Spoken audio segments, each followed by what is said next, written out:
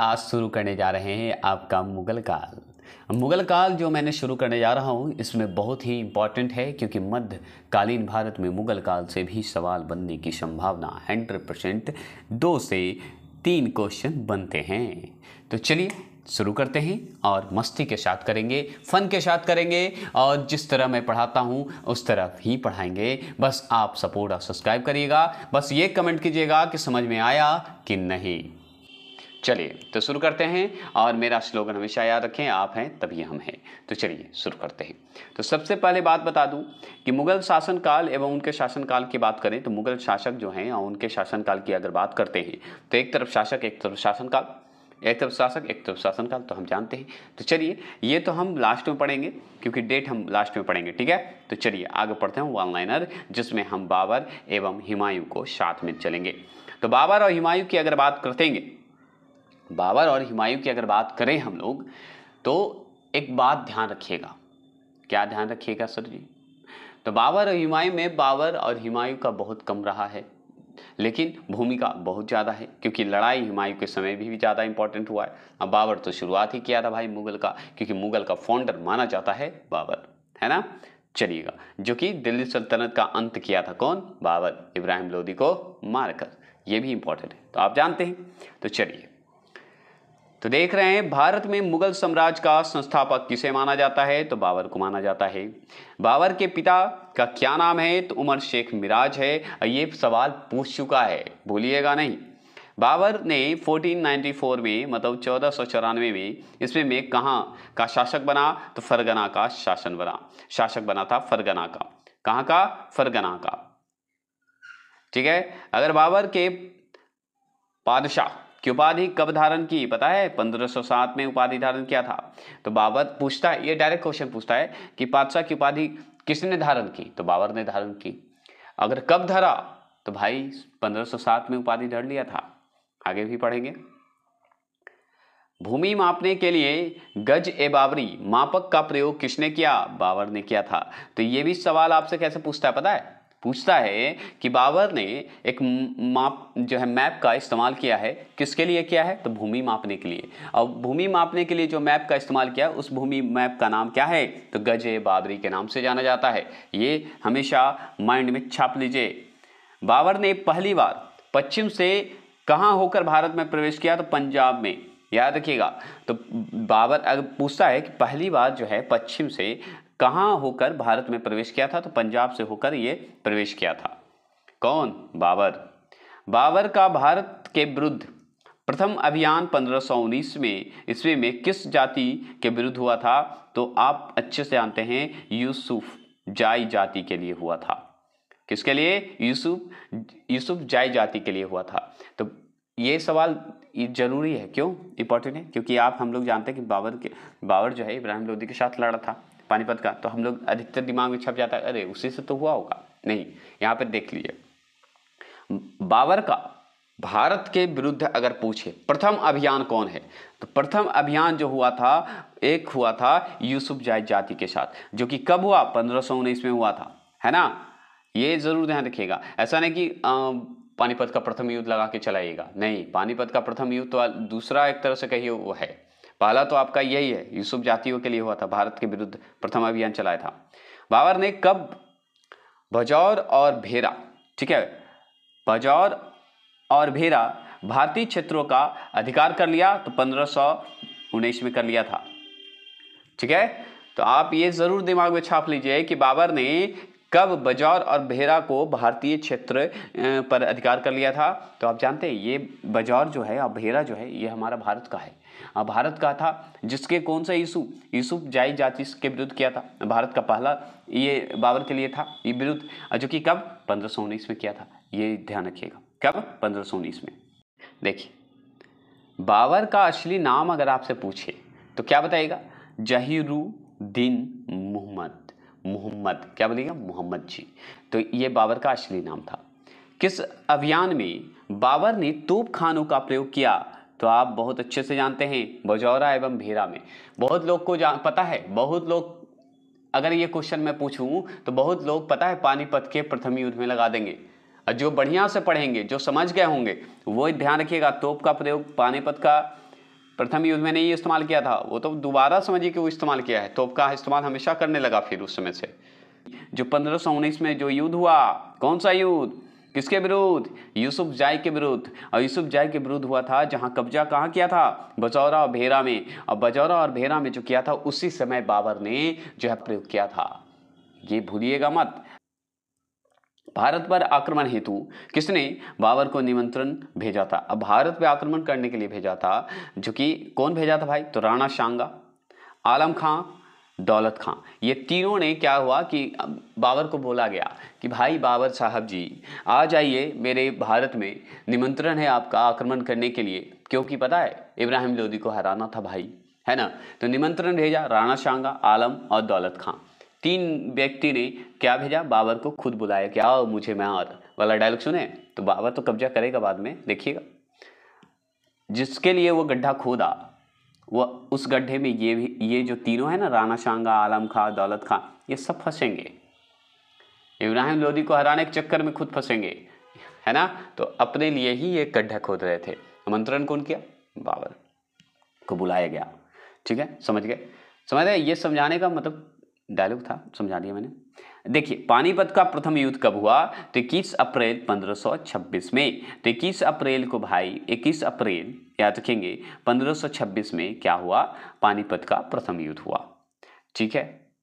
अब पानीपत का प्रथम युद्ध में बाबर ने किसे पराजित किया, तो इब्राहिम लोदी को, जो कि दिल्ली सल्तनत का, लोदी वंश का अंतिम शासक माना जाता है। क्या समझ गए, दिल्ली सल्तनत से ही जुड़ा हुआ है, जो कि इब्राहिम लोदी वंश से संबंधित है, जो कि पराजित किया था। किस विजय के उपलक्ष्य में बाबर ने काबुल निवासियों को एक एक चांदी के सिक्के भेंट किए, तो पानीपत के प्रथम युद्ध के बाद। पानीपत का प्रथम युद्ध समझ रहे हैं, बहुत बड़ी बात थी, है ना। तो पानीपत के प्रथम युद्ध के बाद जो है काबुल के निवासियों को एक एक सिक्के, चांदी के सिक्के दे दिया। ये सवाल आपसे पूछेगा, किस युद्ध के बाद बाबर को कलंदर की उपाधि मिली, तो पानीपत के प्रथम युद्ध की बात मिला था। तो प्रथम युद्ध जो किया था, प्रथम युद्ध के जब युद्ध जीता था उस समय कलंदर की उपाधि मिला था। उपाधि समझिए दी गई थी, उपाधि कलंदर की उपाधि किसको, बाबर को। ये सवाल पूछता है। और किसे हराया, इब्राहिम लोदी को हराया। कौन हराया, बाबर हराया। ऐसे ही तो सवाल पूछता है सर जी, और क्या सवाल पूछेगा। कब हुआ था, 1526 में। 21 अप्रैल 1526 में पानीपत की प्रथम युद्ध हुआ था, जिसमें बाबर और इब्राहिम लोदी के बीच लड़ाई हुआ था। यही तो सवाल पूछता है कि नहीं। अब अगर पानीपत के प्रथम युद्ध जीता तो एक एक करके चांदी का सिक्का किसने बांटा, तो बाबर ने बांटा। किसे बांटा, काबुल के निवासियों को बांटा, है ना। सवाल बनेगा तो बना दीजिएगा नहीं। अगर पूछे कौन से युद्ध में बाबर ने कलंदर की उपाधि मतलब कलंदर की उपाधि दी गई बाबर को, तो आप बताइएगा पानीपत के प्रथम युद्ध में। क्लियर। चलिए, किस उपाधि से भारत में मुगल राज्य की नींव पड़ी, तो पानीपत के प्रथम युद्ध में ही तो नींव पड़ी थी सर जी, है ना। बहुत अच्छे से जानते हैं आप। खानवा का युद्ध जो है किसके बीच लड़ा गया, खानवा का युद्ध की बात होगी। अब देखिए पानीपत का तो आप जान गए 1526, लेकिन खानवा के युद्ध की बात करें तो एक साल बाद तुरंत खानवा का युद्ध होगा, जो कि बाबर और राणा सांगा के बीच होगा, जो कि 1527 में माना जाता है। अब देख लीजिए, राणा सांगा बुलाया था, है ना, दौलत खां बुलाया था, आलम खां बुलाया था, और सब पे अब भारी पड़ेगा भाई बाबर। इस पे को भी नहीं छोड़ेगा, क्योंकि इसको लोभ हो गया भारत पे आक्रमण करने का, शासन करने का। किसको, बाबर को। अब बाबर को हो गया तो खानवा के युद्ध में तो राणा सांगा जो आमंत्रण दिया, बुलाया, उसी को तो काटेगा भी, है ना। समझ रहे हैं, इतिहास यही है कि पैर जिसको बुलाएगा कि आइए भाई हमको राजा बनाने के लिए, दूसरे को मारिए, तो नहीं, दूसरे को मारेगा तो हम तुम्हें भी मारेंगे, ये तो छोड़ेगा नहीं ना। ये सिद्धांत है, आ बैल मुझे मार वाला डायलॉग सुने ना, तो वही है राणा सांगा के साथ, जो कि खानवा के युद्ध में आपको दिख रहा होगा। तो बाबर और राणा सांगा के बीच 1527 में युद्ध हुआ, जो कि खानवा के युद्ध के नाम से जाना जाता है। और इसमें तो बाबर जीतेगा ही, क्योंकि अभी वो बहुत ही जबरदस्त हथियार के साथ चल रहा है। वो हथियार का नाम है तोप खान, मतलब तोप, है ना। कोशिश कर रहा हूं समझाने का, अगर समझ रहे हैं तो अच्छी बात है, बताइएगा जरूर। खानवा का युद्ध जीतने के उपरांत बाबर ने कौन सी उपाधि, अब सोचिए पानीपत का युद्ध हुआ तो उसमें कलंदर की उपाधि मिला। अब भाई खानवा का युद्ध जीता है 1527 में, वो भी राणा सांगा को, ठीक है, हराकर, तो उसमें कौन सी उपाधि, गाजी की उपाधि धारण किया। तो आपसे पूछेगा खानवा का युद्ध में कौन सी उपाधि मिली, गाजी का युद्ध, मतलब कौन सी उपाधि, तो गाजी का उपाधि मिला। किस युद्ध में? खानवा के युद्ध में। कब हुआ था? 1527 में। ठीक है। अब किसके किसके बीच हुआ? बाबर और राणा सांगा के बीच हुआ। आपसे और पूछेगा कलंदर की उपाधि किस में लिया था? पानीपत के प्रथम युद्ध में। कौन लिया था? बाबर लिया था। ऐसे बोलिएगा। चंदेरी का युद्ध कब हुआ? चंदेरी का युद्ध जो है कब हुआ? तो 1 साल बाद और होगा, 27 के बाद 28 में हो जाएगा, 1528 में। जो चंदेरी का युद्ध हुआ इसमें जो है याद रखिएगा, जिसमें मेदिना राय पराजित हुआ था। तो मेदिना राय और बाबर के बीच एक युद्ध हुआ जिसे चंदेरी के नाम से जाना जाता है, जो कि 1528 में हुआ था, जिसमें बाबर जीत जाता है, मेदिना राय हार जाते हैं। अब सोचिए, चंदेरी का युद्ध 1528 हुआ, तो घाघरा के युद्ध कब हुआ? 1529 में हुआ। ये भी सवाल पूछता है, डायरेक्ट पूछता है घाघरा के युद्ध कब हुआ भाई? 1529 में हुआ। चलिए, किस भाषा में बाबरी ने अपनी आत्मकथा बाबरनामा तुझके ए बाबरी की रचना की? तो तुर्की भाषा में। यही एक ऐसा भाषा है कि जो कि तुर्की भाषा में हुआ, नहीं तो सारा किताब जो है मुगल का फारसी में लिखवाया गया है। तो पूछता है एकमात्र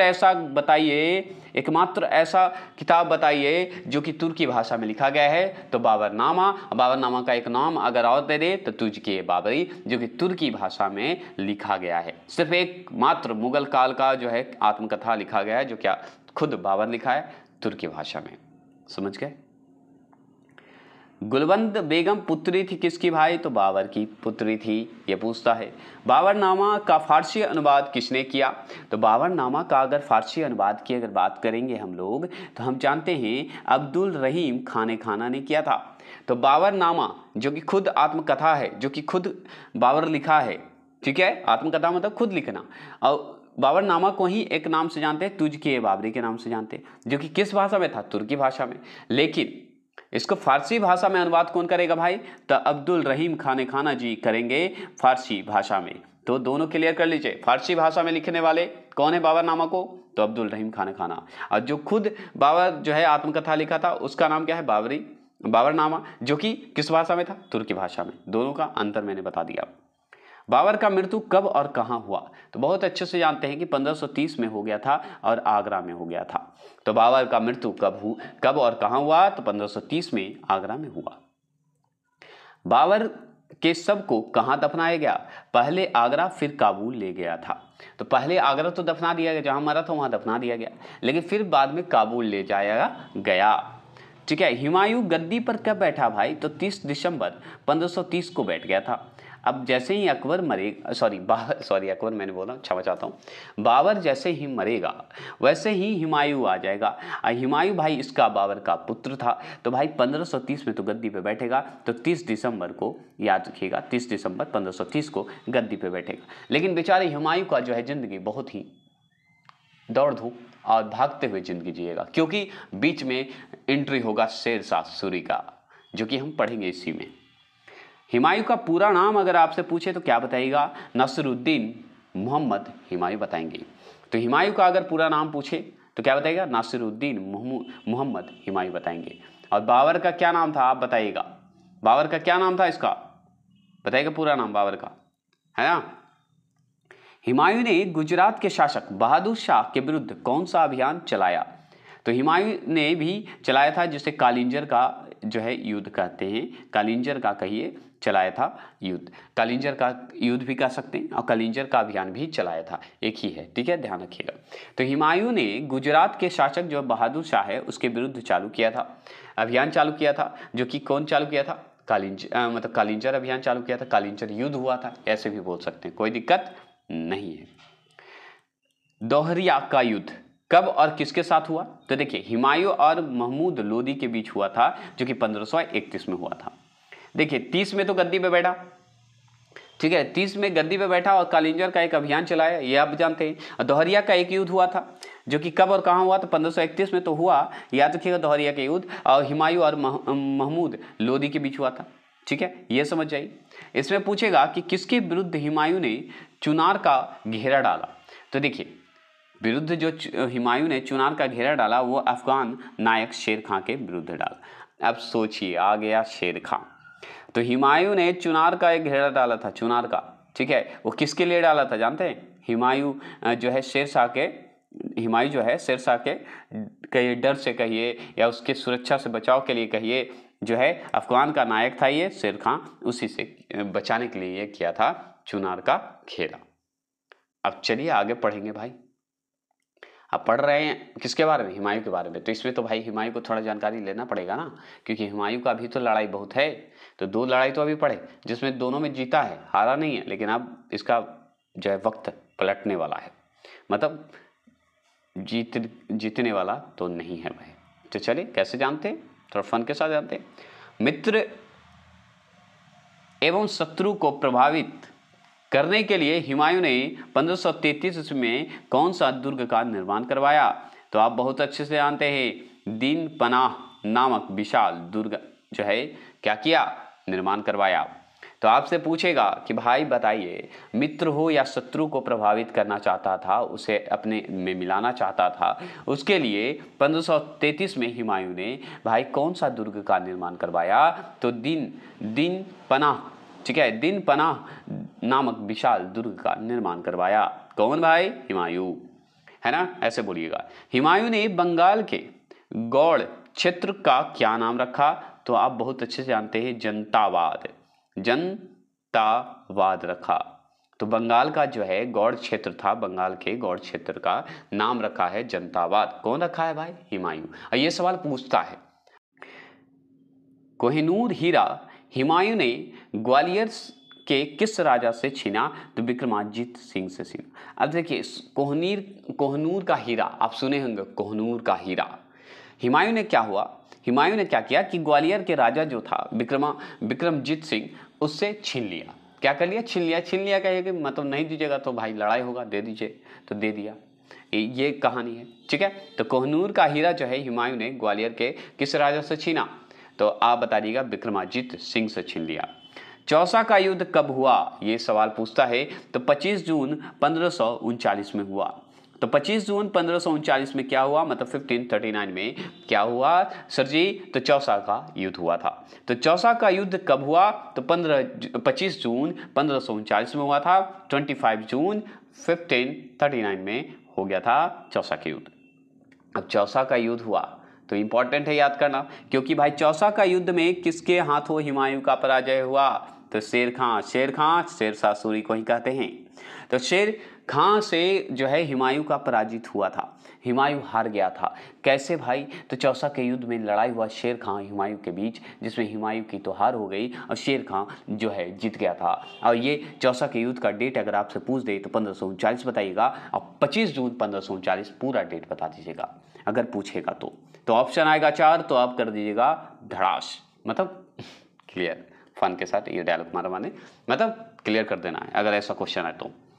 चौसा के युद्ध के बाद शेर खां ने अपना नाम क्या रखा? शेरशाह रखा। बेलग्राम व कन्नौज की लड़ाई कब हुई? तो आप अच्छे से जानते हैं कि 17 मई 1540 में हुआ था, है ना। अगर आपसे पूछेगा बेलग्राम को और किस नाम से जाना जाता है, तो कन्नौज की लड़ाई के नाम से जाना जाता है। आपसे और ये भी पूछेगा कि कन्नौज की लड़ाई को एक और नाम से जाना जाता है मुगल काल में, उसे कहते हैं बेलग्राम, ठीक है, बेलग्राम की लड़ाई। अब आपसे ये भी सवाल पूछ सकता है कि बेलग्राम की जो लड़ाई है कब हुई थी? 17 मई 1540 को। कन्नौज की लड़ाई कब हुई थी? तो 17 मई 1540 को, क्योंकि बेलग्राम और कन्नौज की लड़ाई को एक ही कहा जाता है, क्योंकि दोनों एक ही है, नाम सिर्फ बदला हुआ है, कन्नौज को बेलग्राम, बेलग्राम को कन्नौज। तो क्लियर कर लीजिए, क्योंकि अगर आए तो आप कंफ्यूज ना हो और गलत ना टिक लगाएं। अगर पूछेगा कि भाई देखिए नीचे देखिए, यहाँ पे दे दिया है बेलग्राम की लड़ाई में हुमायूं का साथ किसने दिया, तो आप बहुत अच्छे से जानते हैं कि अस्करी एवं क्या है हिंदाला का भाइयों ने साथ दिया था। किसमें? तो बेलग्राम की लड़ाई में। अब बेलग्राम की लड़ाई का नाम एक और नाम क्या है? कन्नौज की लड़ाई भी कहा जाता है। तो इस जगह पे हो सकता है आप लोगों को कन्नौज की लड़ाई में हुमायूं का बताइए साथ किसने दिया, तो अस्करी और हिंदाल भाइयों ने दिया था। कब हुआ था ये बेलग्राम या कन्नौज की लड़ाई? तो 17 मई 1540 में। तो समझ गए, अगर बेलग्राम आएगा तो भी एक ही होगा, अगर कन्नौज की लड़ाई होगा तो बेलग्राम का ही नाम है, तो यही ध्यान रखिएगा। तो बेचारा चला गया था फारस, क्या करता, मजबूरी में चला गया ईरान। तो बिलग्राम यहाँ पे फारस की जगह पे ईरान भी दे देता है, तो कंफ्यूज मत करिएगा, इसलिए मैंने ईरान बता दिया। ठीक है, तो अगर आपसे पूछे कि बिलग्राम की युद्ध हुआ था, उसमें हुमायूं ने अपना निर्वासित जीवन कहाँ व्यतीत किया, मतलब हार गया था, शेर खां से जीता ही नहीं है हुमायूं। ठीक है, जब समझ गए, अगर बिलग्राम आएगा तो भी एक ही होगा, अगर कन्नौज की लड़ाई होगा तो बिलग्राम का ही नाम है, तो यही ध्यान रखिएगा, कंफ्यूज नहीं होने का। बिलग्राम युद्ध के बाद हुमायूं अपना निर्वासित जीवन कहाँ पर व्यतीत किया, तो आप अच्छे से जानते हैं फारस में, मतलब जो कि अभी वर्तमान में ईरान में है। तो बेचारा चला गया था फारस, क्या करता, मजबूरी में चला गया ईरान। तो बिलग्राम यहाँ पे फारस की जगह पे ईरान भी दे देता है, तो कंफ्यूज मत करिएगा, इसलिए मैंने ईरान बता दिया। ठीक है, तो अगर आपसे पूछे कि बिलग्राम की युद्ध हुआ था, उसमें हुमायूं ने अपना निर्वासित जीवन कहाँ व्यतीत किया, मतलब हार गया था, शेर खां से जीता ही नहीं है हुमायूं। ठीक है, जब तक शेर खां मरेगा नहीं खुद से, तो हुमायूं आएगा भी नहीं, भी जान लीजिए। चलिए कैसे दिखाते हैं, देखिए इस चीज को ध्यान रखिएगा। हुमायूं ने लाहौर पर काबिज हुआ तो 1555 में। अब देखिए 1555 में काबिज हुआ, मतलब शेरशाह की तो समझिए कि मृत्यु हो गई है ना, जो कि शेरशाह में हम स्पेशली पढ़ेंगे। तो हुमायूं ने लाहौर पर काबिज हुआ, मतलब गद्दी पे बैठा, लेकिन गद्दी पे इसमें भी बैठने के लिए इसमें एक युद्ध लड़ना पड़ा, जिसका नाम है मछवीरा का युद्ध, जो कि कब और किसके बीच हुआ था, या किसके बीच हुआ, तो 1555 में। आप देखिए रहे, इसी का नाम है, जो कि लाहौर में जाके गद्दी पर बैठेगा, कौन, हुमायूं। हुमायूं और नसीब खां के बीच होगा तथा तातर खां के बीच होगा।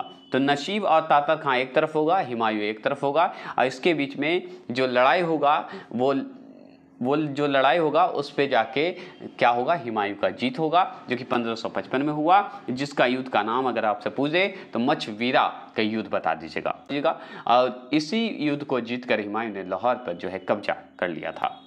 काबिज मतलब कब्जा कर लेना, गद्दी पर बैठे। हुमायूं दोबारा दिल्ली की गद्दी पर क्या बैठा, तो उसी समय 1555 में ही 23 जुलाई 1555 में ही बैठेगा।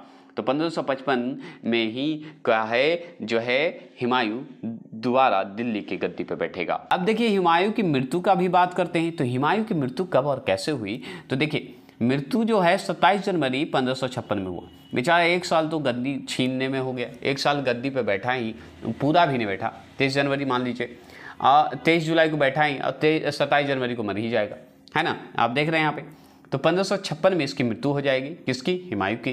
कैसे होगी, तो दीन पनाह भवन का एक पुस्तकालय जिसे लाइब्रेरी कहते हैं, कि सीढ़ियों से गिरकर इसकी मृत्यु हो जाती है। किसका भाई, तो हुमायूं का। तो कब हुआ, तो मृत्यु पूछ देता है 27 जनवरी 1556 को। देखिए पानीपत के युद्ध के, जो पानीपत का युद्ध हुआ था, में बाबर के किन जो है तोपाचियों मतलब होता है कि तोप चलाने वाले लोगों को कहते हैं, ने तोपों का संचालन किया। तो उसका नाम बताइएगा, उस्ताद अली और मुस्तफ़ा।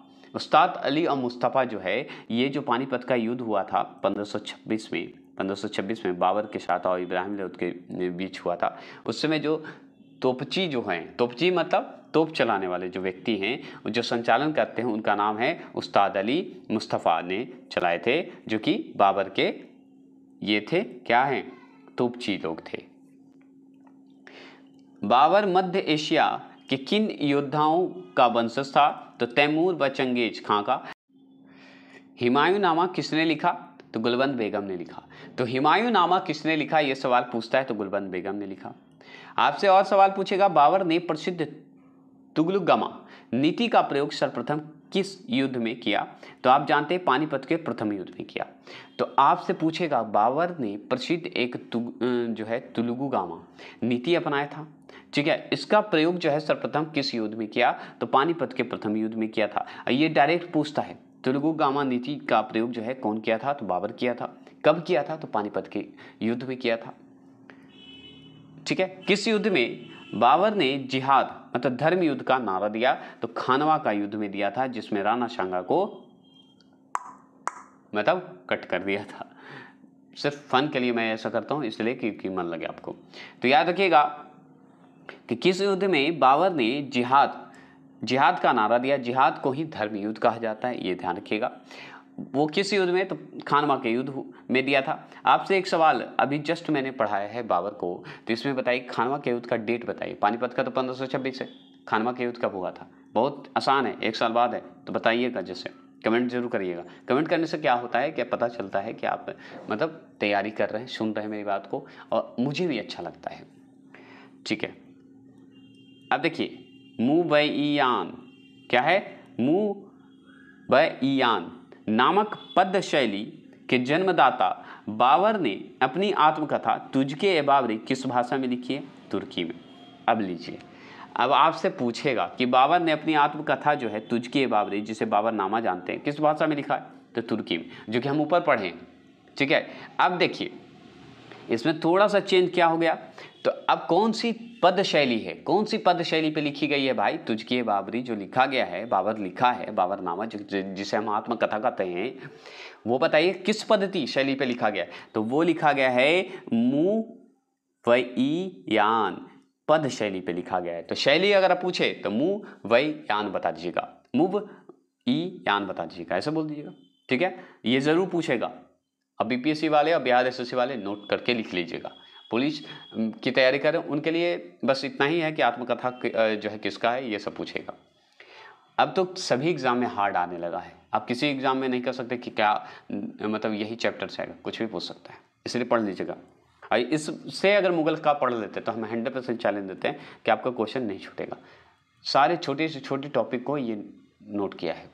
मुगल साम्राज्य के दृढ़ीकरण के दृष्टिकोण से सबसे निर्णायक युद्ध कौन सा है? तो खानवा का युद्ध है, क्योंकि खानवा का युद्ध भाई राणा सांगा के बीच हुआ था, और जो कि हम जानते हैं मुगल का सबसे निर्णायक युद्ध माना जाता है खानवा का युद्ध। और इस युद्ध के बाद समझिए कि मुगल जो है अपना सत्ता स्थापित कर दिया। कहाँ? भारत में। मतलब पूरा समझिए मुगल का हो गया, और क्या ये माना जाता है। समझ गए? कोई दिक्कत? किसने ऐसे बाग बगीचे जिसमें बहता पानी हो के जो निर्माण का परंपरा जो है शुरुआत की, मतलब परंपरा की शुरुआत की या शुरुआत किया?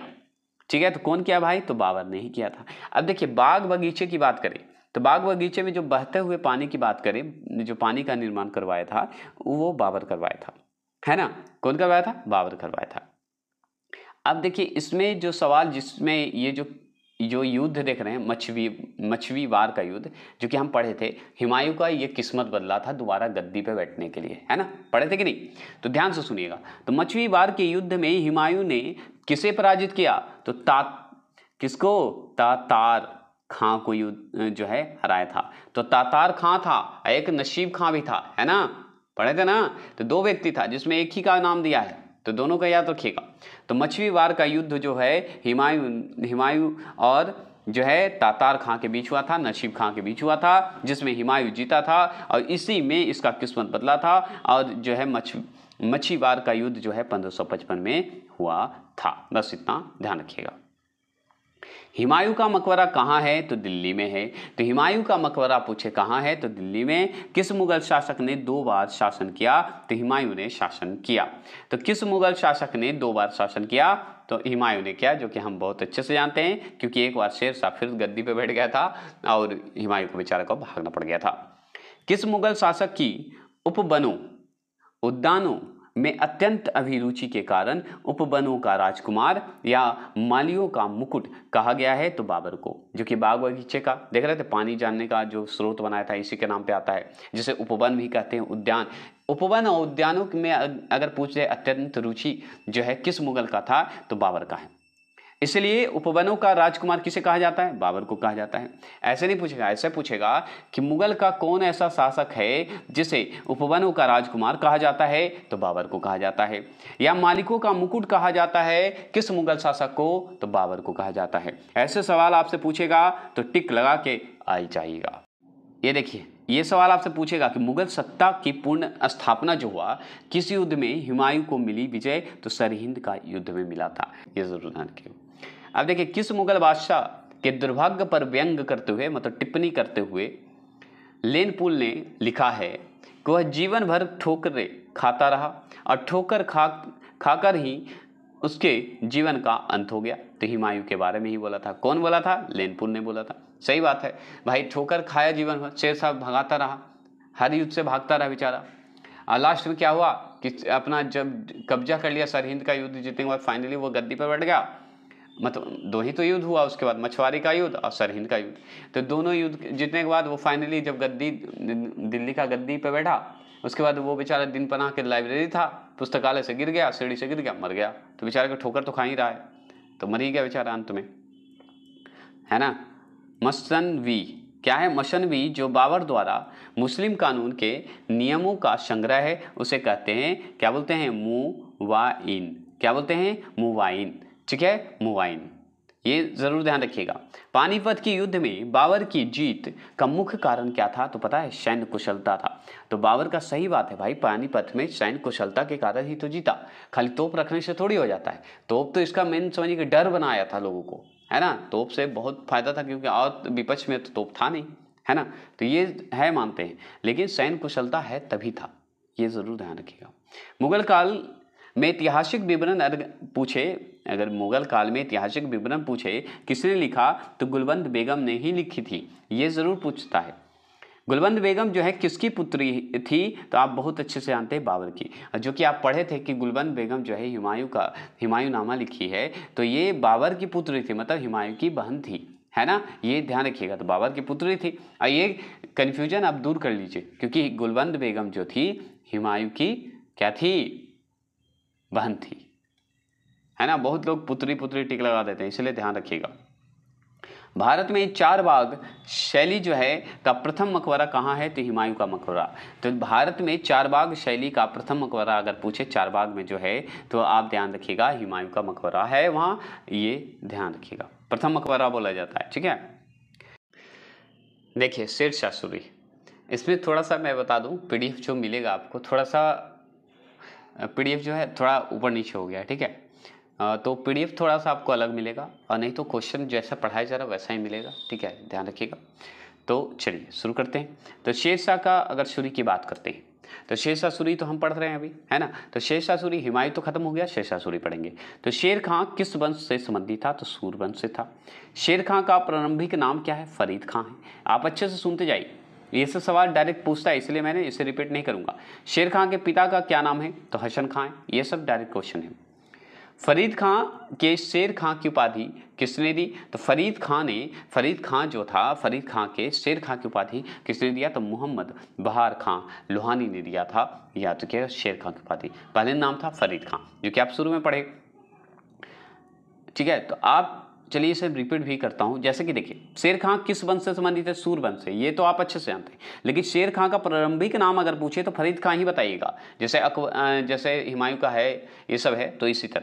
और उसी तरह शेर खां का पिता का नाम क्या है? तो हसन खां है, ये जरूर ध्यान रखिएगा, ठीक है। और अगर आपसे पूछे फरीद खां फरीद खां जो था, उसका शेर खां की उपाधि कौन दिया था, है ना? तो मोहम्मद बहार खां लोहानी दिया था। शेर खां दिल्ली की गद्दी पर कब बैठा? तो 1540 में बैठा, और 1540 में इसलिए बैठा क्योंकि हुमायूं को मार के भगा दिया था, और बेलग्राम के लड़ाई में, याद रखिएगा।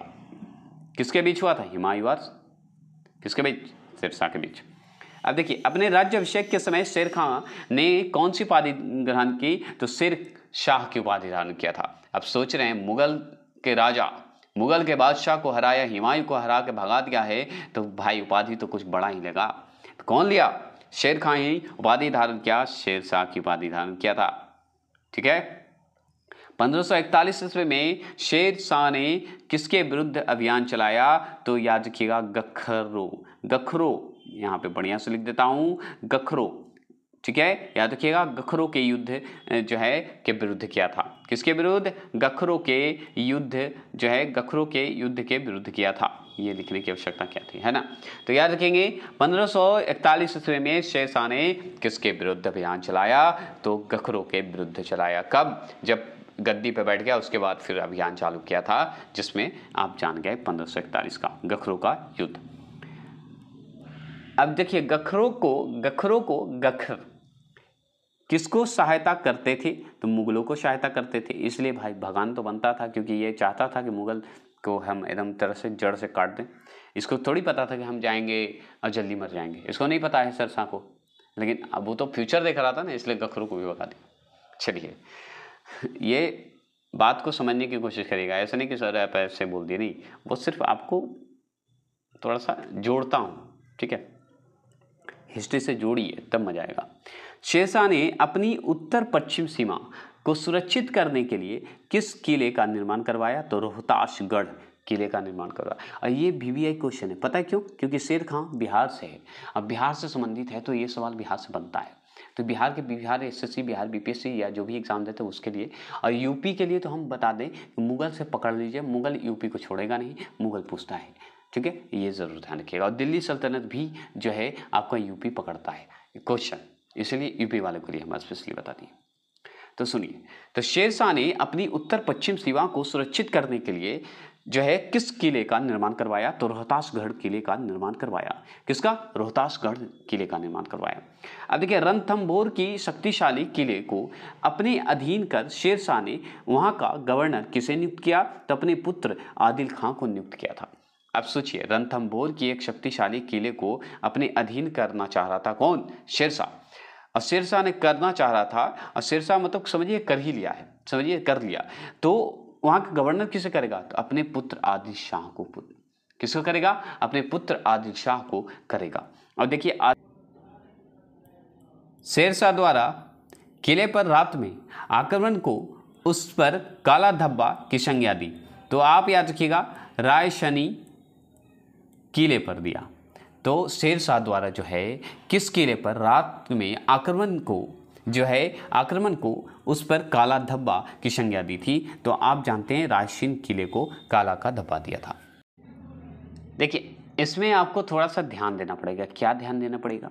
इसमें क्वेश्चन पूछता है कि शेरशाह द्वारा किस किले पर रात में आक्रमण को उस पर काला धब्बा की संज्ञा दिया? कौन? शेरशाह दिया।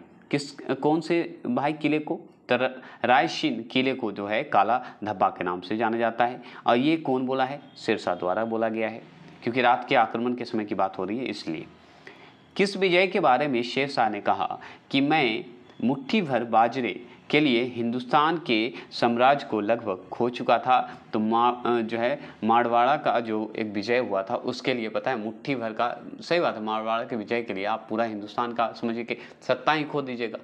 तो यही बोला था। कौन बोला था? शेरशाह सूरी।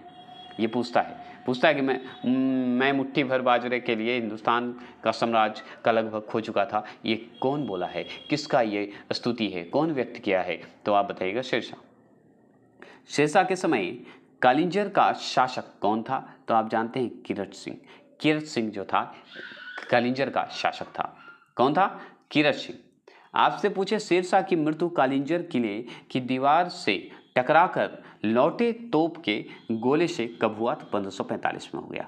कब हो गया? 1545 में। और ये सवाल पूछता है कि शेरशाह की शेरशाह की जो मृत्यु है कालिंजर के किले के दीवार से जो टकरा कर लौटा तोप जो है, तोप के गोले से लग गई थी और वही उसकी मृत्यु हो गई थी 1545 में। पता है, आपसे लोग बोलता है शेरशाह के बारे में जो विवादित है, मैं बता देता हूँ। शेरशाह का बोला जाता है कि जहाँ जो बम बनाता था, बारूद बनाते थे, वहाँ गया था देखभाल के लिए और वहाँ फट गया। ठीक है, ये भी इतिहास जो है विवादित है, क्योंकि शेरशाह का मृत्यु का विवादित है, जैसे कुंवर सिंह का विवादित है, जिसमें भारत सरकार का ये याद के जो हमारा राज्य सरकार मान लिया है 26 कुंवर सिंह के बारे में कि 26 अप्रैल। उसी तरह शेरशाह का भी जानते 1545 तो माना ही गया है, ये सही डेट है, लेकिन ये क्लियर नहीं किया गया है कि कालिंजर में जो दीवार से जो तोप छोड़ा था वो लौट कर इसी को लग गया था।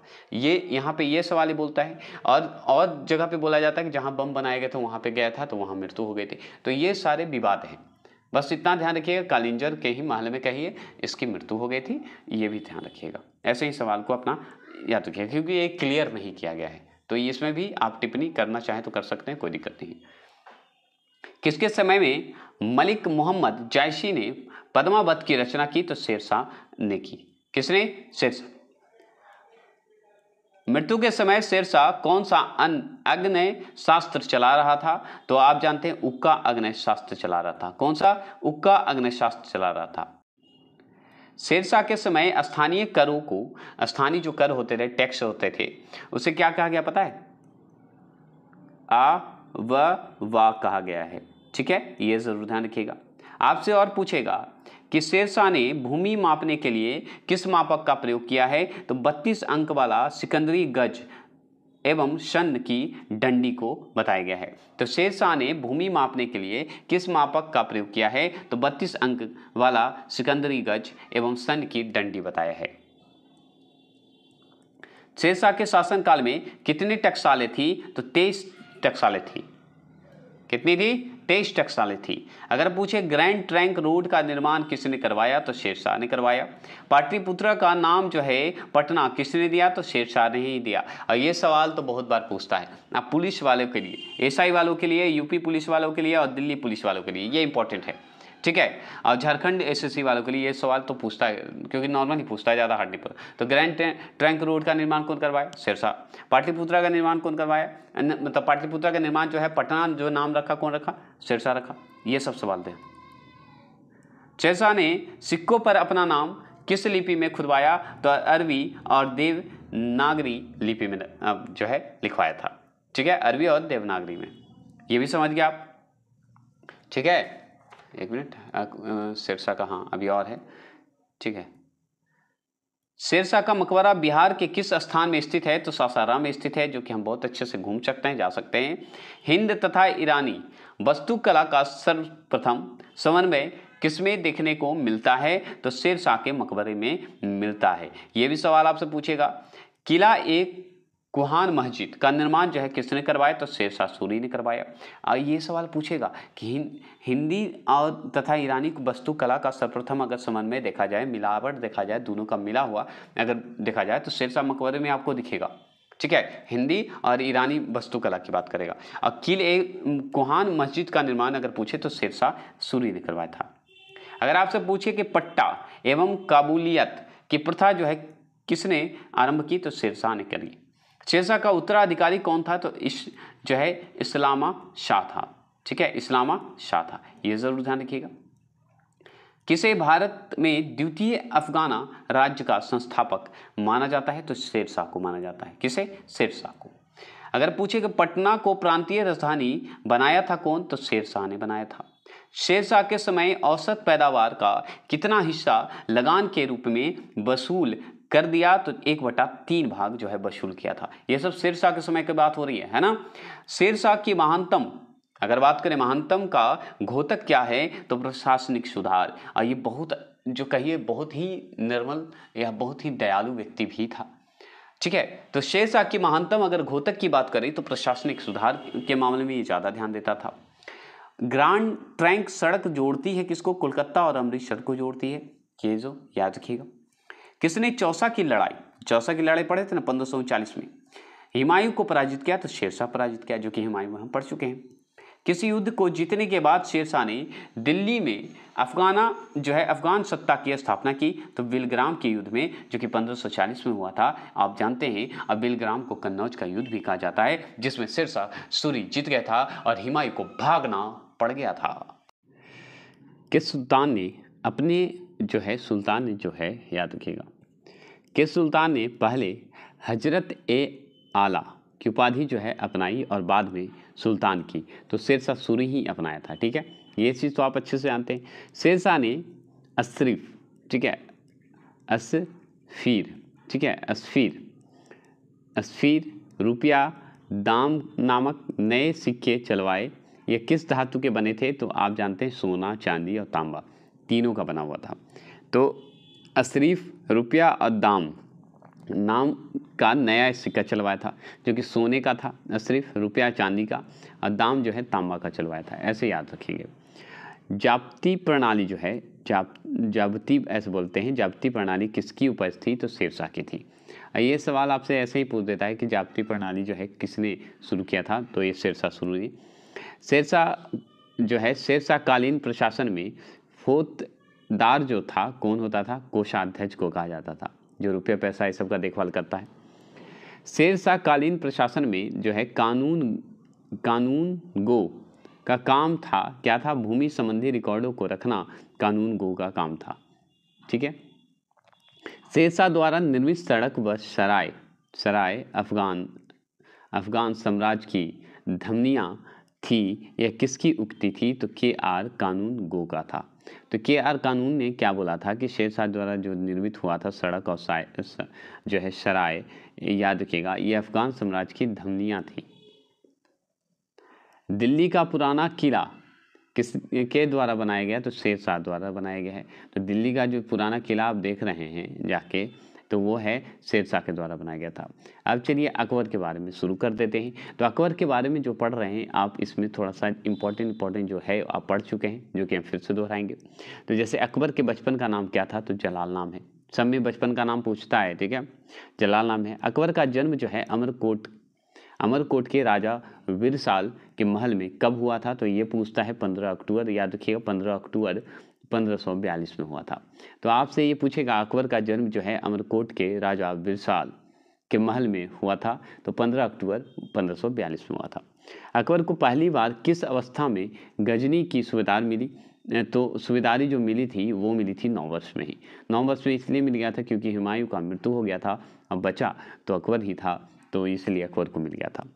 गजनी में अकबर का संरक्षक कौन था? तो याद रखिए मनु खां था। मनुमी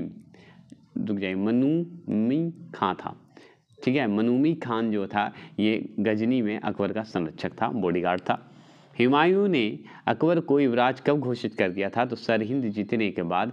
सरहिंद जीता था 1555 में, ठीक है। और एक और युद्ध जीता था जो कि मछवारी का युद्ध है, जो कि लाहौर को जीता था सबसे पहले। उसके बाद सरहिंद का युद्ध जो है इसका अंतिम था, किसका? हुमायूं का। उसके बाद वो मर गया था, आप जानते ही हैं। तो हुमायूं को उसी समय जो है हुमायूं ने क्या किया कि अकबर को राज्याभिषेक कर दिया था। अब इसमें देखिए युवराज अकबर का संरक्षक किसे नियुक्त किया था? तो बैरम खां को नियुक्त कर दिया था। किसे? बैरम खां को। बैरम खां बोलिए या खान बोल सकते हैं, कोई दिक्कत नहीं है। अकबर का राज्याभिषेक जो है 14 फरवरी 1556 को कहाँ हुआ? तो कन्नौर में हुआ। कन्नौर में हुआ था। कन्नौर में जो है क्या हुआ था? राज्याभिषेक हुआ था अकबर का। अकबर किस उपाधि के साथ राज सिंहासन पर बैठा था? अकबर बादशाह गाजी के नाम से जो है उपाधि पर बैठा था। तो अकबर बादशाह गाजी के नाम से उपाधि पर बैठा था। और 1526 में एक युद्ध हुआ था जो कि हम आगे पढ़ेंगे। अकबर किस उपाधि के साथ जो है राज सिंहासन पर बैठा? तो अकबर बादशाह के गाजी के। अकबर ने सम्राट बनने पर बैरम खां को कौन सी उपाधि दी? तो खाना की उपाधि दिया था बैरम खां को। बैरम खां जो है अकबर का संरक्षक कब तक रहा? तो 1556 से 1560 तक रहा। 1556 से 1560 तक क्या रहा था? अकबर जो है अकबर का संरक्षण बॉडीगार्ड रहा था बैरम खां। हेमू जो है सुरशासक था जो कि आदिल शाह का जो है किस पद पर था? तो प्रधानमंत्री के पद पर था। तो हेमू सुरशाह जो है आदिल शाह का किस पद पर था? पूरा नाम है हेमू सुरशासक आदिल शाह का किस पद पर था? तो प्रधानमंत्री पीएम के पद पर था। किसे 24 युद्धों में से 22 युद्ध जीतने का श्रेय जाता है? तो हेमू को जाता है। सोचिए 24 युद्ध में 22 युद्ध जीत चुका था, 2 ही युद्ध हारा था। आदिल शाह ने हेमू को किस उपाधि से सुशोभित किया था? तो विक्रमादित्य की जो है उपाधि से सुशोभित किया था। तो यहाँ पे आप क्लियर कर लीजिए, ऐसा नहीं कि बोलिएगा सर कि नहीं बताए। आदिल शाह का ये प्रधानमंत्री था, ये ध्यान रखिएगा। कौन? हेमू। और हेमू 24 युद्ध में से 22 युद्ध जीत चुका था। हेमू ने दिल्ली में किससे परास्त कर शाही छात्र जो है धारण किया तथा अपने नाम के सिक्के चलवाए? तो याद रखिएगा तरगी बेग का उपाधि जो है धारण किया था, ठीक है। अब देखिए पानीपत का द्वितीय युद्ध की लड़ाई अगर बात करें तो 5 नवंबर 1556 में हुआ था। किसके बीच हुआ था? तो हेमू और बैरम खां के बीच हुआ था। बैरम खां जो कि अकबर का बॉडीगार्ड था, तो ये लड़ रहा था। तो हेमू और बैरम खां के बीच लड़ाई हुआ 5 नवंबर 1556 को। कौन सा? तो पानीपत का द्वितीय युद्ध। अकबर ने कब जो है दास प्रथा पर प्रतिबंध लगा दिया? तो 1562 में जो है प्रतिबंध लगा दिया था। तो अकबर ने कब जो है दास प्रथा पर प्रतिबंध लगाया? तो 1562 में लगा दिया था। अकबर ने 1562 में, याद रखिएगा, में अपने को किससे मुक्त किया? तो याद रखिएगा हरमल दल से मुक्त कर दिया था। तो अकबर खुद को अपना जो है हरमल दल से मुक्त कर दिया था 1562 में, ठीक है। और दास प्रथा का रोक भी लगाया था 1562 में।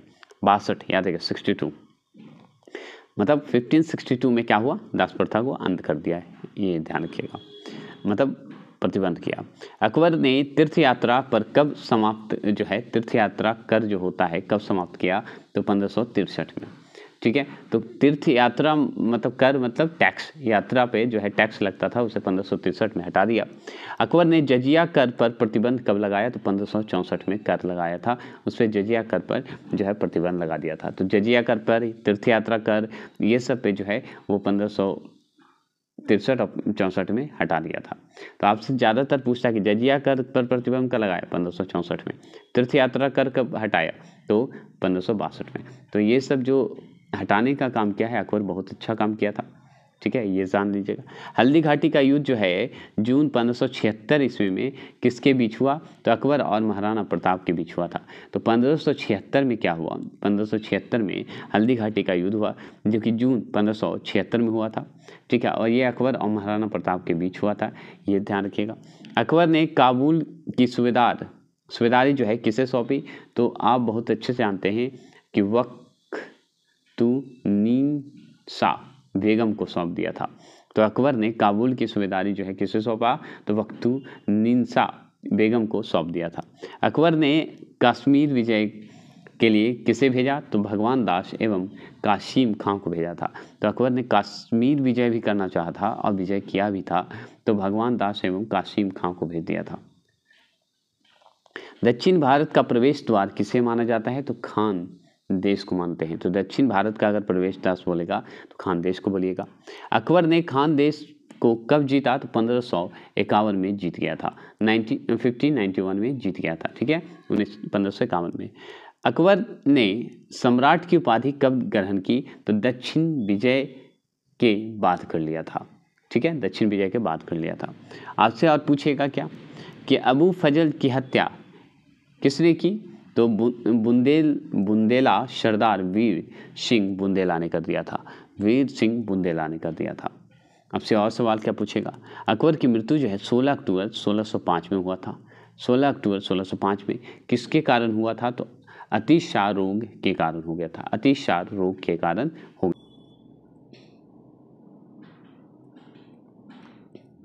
देखिए अकबर को कहाँ दफनाया गया? तो सिकंदर के मकबरे में दफनाया गया था। अकबर को सिकंदर का जो मकबरा है वहाँ दफनाया गया था।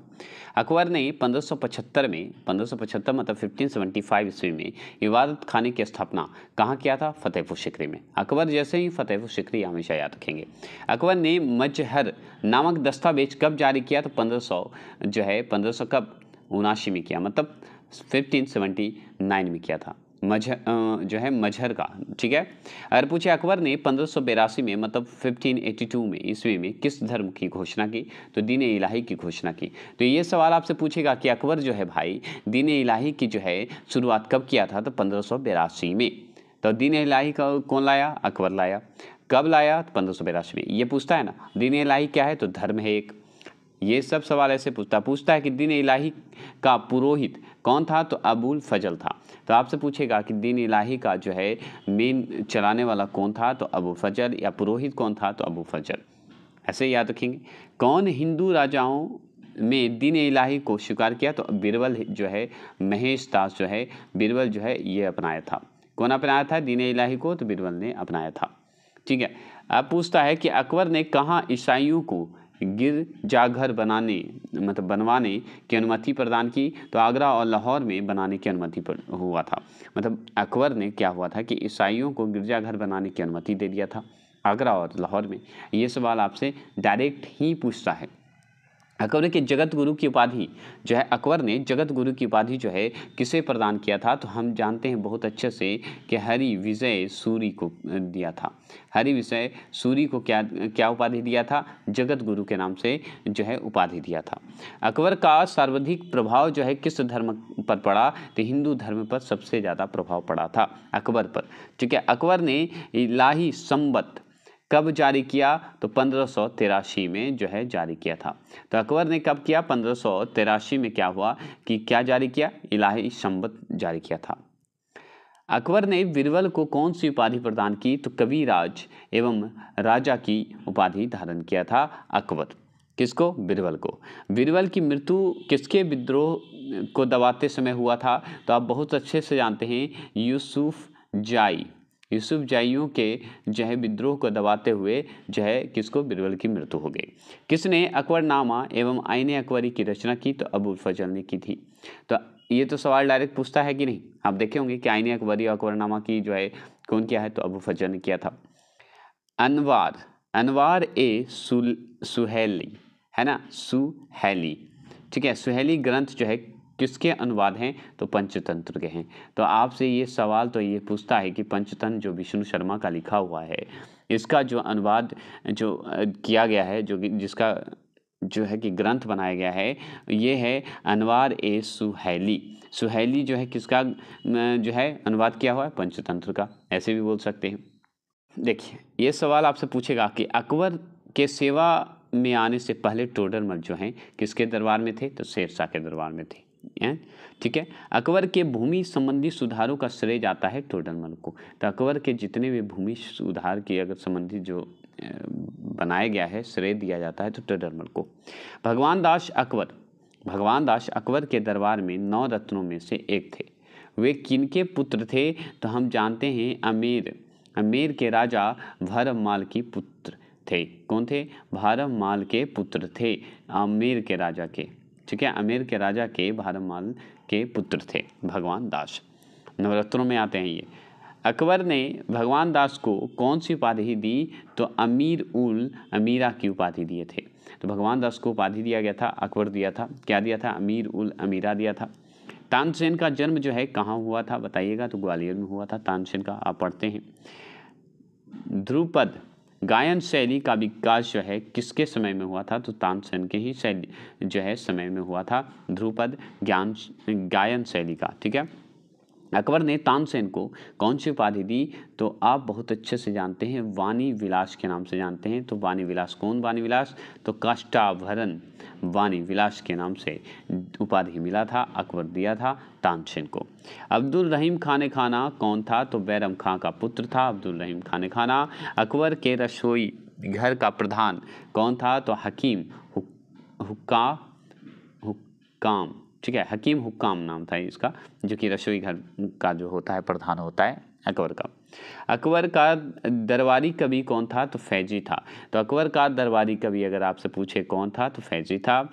अकबर ने अपनी राजधानी आगरा से फतेहपुर सिकरी कब हस्तांतरित किया, तो 1571 में हस्तांतरित किया था। तो ये पूछता है कि अकबर जो है आगरा से हटाकर फतेहपुर सिकरी कब हस्तांतरित किया अपना राजधानी, तो 1571 में, मतलब 1571 में, ठीक है। कौन राजपूत राजा ने अकबर की अधीनता स्वीकार नहीं की थी, तो महाराणा प्रताप ने स्वीकार नहीं की थी, जो कि लड़ाई हुआ था हल्दी घाटी का लड़ाई, आप पढ़ते हैं। रानी दुर्गावती किस मुगल शासक के समकालीन थी, तो अकबर के समकालीन थी रानी दुर्गावती। अकबर ने किसे अपने साम्राज्य का अग्रणीय कलाकार बताया है, तो दशवंत को बताया है। किसे, दशवंत को। अकबर का समय का सर्वोत्कृष्ट चित्रकार किसे माना जाता है, तो आप बहुत अच्छे से जानते हैं कि वह शाहवन को माना जाता है, ठीक है। आपसे और सवाल पूछेगा कि गुजरात विजय की यादगार में अकबर ने किसका निर्माण जो है करवाया था, तो बुलंदशहर का निर्माण करवाया था। सोचिए ये सवाल ऐसे नहीं पूछता है कि बुलंदशहर का निर्माण कौन करवाया, अकबर, है ना, लेकिन पूछता है कि बुलंदशहर का निर्माण जो अकबर करवाया था किस लिए करवाया था, तो गुजरात विजय की याद में ये बनवाया था। जिसने बरार को अकबर को सौंपा किस राज्य से संबंधित थी, तो अहमदनगर से संबंधित थी। ये समझ गए। आपसे ये पूछता है कि मुगल प्रशासन व्यवस्था में मनसबदारी प्रणाली को किसने प्रारंभ की, तो अकबर ने प्रारंभ की। आपसे और पूछेगा कि अपने काल का महान संगीतज्ञ तानसेन किसके दरबार में थे, तो अकबर के दरबार में। मुगल काल का जो है राज्य भाषा क्या था, फारसी। ये सब पूछता है डायरेक्ट, इसलिए देख रहे हैं, ठीक है। सती प्रथा की भर्त्सना करने वाला मुगल सम्राट अकबर, मतलब सती प्रथा पर प्रतिबंध लगाने वाला, हम जो पढ़े हैं। दहशाल बंदोबस्त संबंधित है टोडरमल से। आपसे और सवाल क्या बनने का संभावित है, तो देखिए बहुत इंपॉर्टेंट अभी भी है क्वेश्चन, जो कि बहुत बार पूछता है, और रेलवे तो पूछता ही है इसको। कैसे, तो अकबर के शासनकाल में महाभारत का फारसी भाषा में अनुवाद किया गया, वह किस नाम से जाना जाता है, तो रजनामा के नाम से जाना जाता है। रजमनामा, रजमनामा बोला जाता है ऐसे, तो ऐसे हम लोग बोलते बोलते रजनामा बोल देते हैं। तो रजमनामा के नाम से जाना जाता है। तो महाभारत को किस भाषा में किया गया? फारसी भाषा में। ये सवाल तो पूछता है, ऐसे याद रखिएगा। अकबर द्वारा बनाए गए उपासना भवन या पूजा गृह का क्या नाम है? तो इबादत खाना है। तो आपसे पूछेगा कि अकबर जो पूजा भवन बनवाया था या उपासना भवन बनवाया था भाई तपस्या करने के लिए, तो वो बताइए किस नाम से जानते हैं? तो इबादत खान के नाम से जानते हैं। ऐसे सवाल पूछता है कि नहीं? आपसे पूछा सम्राट अकबर द्वारा किसको जरी कलम की उपाधि से अंगीकृत किया गया, मतलब उपाधि दिया गया? तो मोहम्मद हुसैन को दिया गया। तो मोहम्मद हुसैन को जो है अकबर ने कौन सी उपाधि दी? जरी कलम की उपाधि दी, जरी कलम की उपाधि दी, है ना। आज से पूछेगा कि अकबर ने श्री कलम की उपाधि किसने दिया? तो याद रखेंगे अब्दुल शस्मद को दिया गया, अब्दुल शस्मद को दिया गया। आपसे पूछेगा तो टिक लगा दिया ना, तो याद रखिएगा। चलिए आपसे और पूछिए कि अकबर द्वारा बनाई गई कौन सी इमारत का नक्शा बौद्ध विहार की तरह है? तो बहुत अच्छे से जानते हैं, पंचमहल। पंचमहल जो है ना, अकबर द्वारा एक जो बनाई गई है इमारत का नक्शा जो है बौद्ध विहार जैसा है, वो है पंचमहल, है ना। बौद्ध विहार जैसा लगेगा पंचमहल जो कि अकबर बनवाया है। अकबर ने सर्वप्रथम वैवाहिक संबंध जो है राजपूतों से जिस गृह से स्थापित किया वह था कछवाहा। कहाँ? कछवाहाऊ, कछवाहों ऐसा नाम है कछवाहा से। किससे? कछवाहा से या कछवाहों, एक ही है, ध्यान रखिएगा। शब्द का सिर्फ हेरफेर होता है और कुछ नहीं। प्रसिद्ध संगीतज्ञ तानसेन का मकबरा कहाँ स्थित है? ग्वालियर में। कहाँ? ग्वालियर में। समझ में आ रहा है? तो आपसे डायरेक्ट ऐसा क्वेश्चन पूछता है कि तानसेन जो है, तानसेन का मकबरा अगर आपसे पूछे, जो कि तानसेन कौन है? संगीतज्ञ हैं, जिनकी अगर मकबरा पूछे तो ग्वालियर में है। ग्वालियर घूमिए। और ग्वालियर कहाँ है? एमपी में। एमपी घूमिए और जाइए, देखिए मकबरा उनका। अकबर द्वारा बनाई गई श्रेष्ठतम इमारतें पाई जाती है फतेहपुर सिकरी में। और मैंने एक वीडियो में बताया था कि फतेहपुर सिकरी जो है अकबर का फेवरेट है, क्योंकि यही खुद बसाया था और यही खुद जो है श्रेष्ठ इमारत भी फतेहपुर सिकरी में सबसे ज़्यादा बनवाया है। तो ज़्यादातर अकबर का नाम टिक लगा के आ जाएगा तो 100% सही हो जाएगा। मुगल सम्राट अकबर के समय का प्रसिद्ध चित्रकार कौन था? तो दसवंत। कौन थे? दसवंत जी थे। तो दसवंत जी याद रखिएगा, मुगल सम्राट अकबर के समय का प्रसिद्ध चित्रकार थे दसवंत जी। ये भी सवाल आपसे पूछेगा। आपसे पूछेगा अकबर के शासनकाल में पुनर्गठित केंद्रीय प्रशासन तंत्र के अंतर्गत सैनिक विभाग का प्रमुख था कौन? मीर बख्शी। कौन? मीर बख्शी थे। ठीक है, अकबर का स्पेशल पढ़ाएंगे, टेंशन नहीं लीजिएगा। ये अकबर से जो सवाल बन रहा है ये इंपॉर्टेंट है। हमीदा बानो बेगम कौन थी भाई? तो अकबर की माता थी। हमीदा बानो बेगम अगर आपसे पूछे तो अकबर की माता थी और हुमायूं की वाइफ हो गई, है ना। अकबर ने साम्राज्य विस्तार का आरंभ जो है किस विजय से किया? तो मालवा का विजय से शुरू कर दिया था। तो अकबर ने साम्राज्य विस्तार का आरंभ अगर बात करें तो आप याद रखिएगा मालवा का विजय से हो गया था इसका, है ना। स्मिथ ने अकबर के किस अभियान को ऐतिहासिक दुर्गतगामी अभियान कहा है? तो गुजरात अभियान को ही दुर्गतगामी अभियान कहा है। कौन कहा है? तो स्मिथ ने कहा है। अकबर का सबसे अंतिम विजय अभियान अगर आपसे पूछे तो असीरगढ़ विजय था। तो अकबर का सबसे अंतिम विजय अभियान पूछे तो क्या बताइएगा? असीरगढ़ विजय था। और भी किसने अकबर को इस्लाम का शत्रु कहा है? तो कौन कहा है? बदायूनी ने कहे हैं। बदायूनी ने क्या कहे हैं भाई?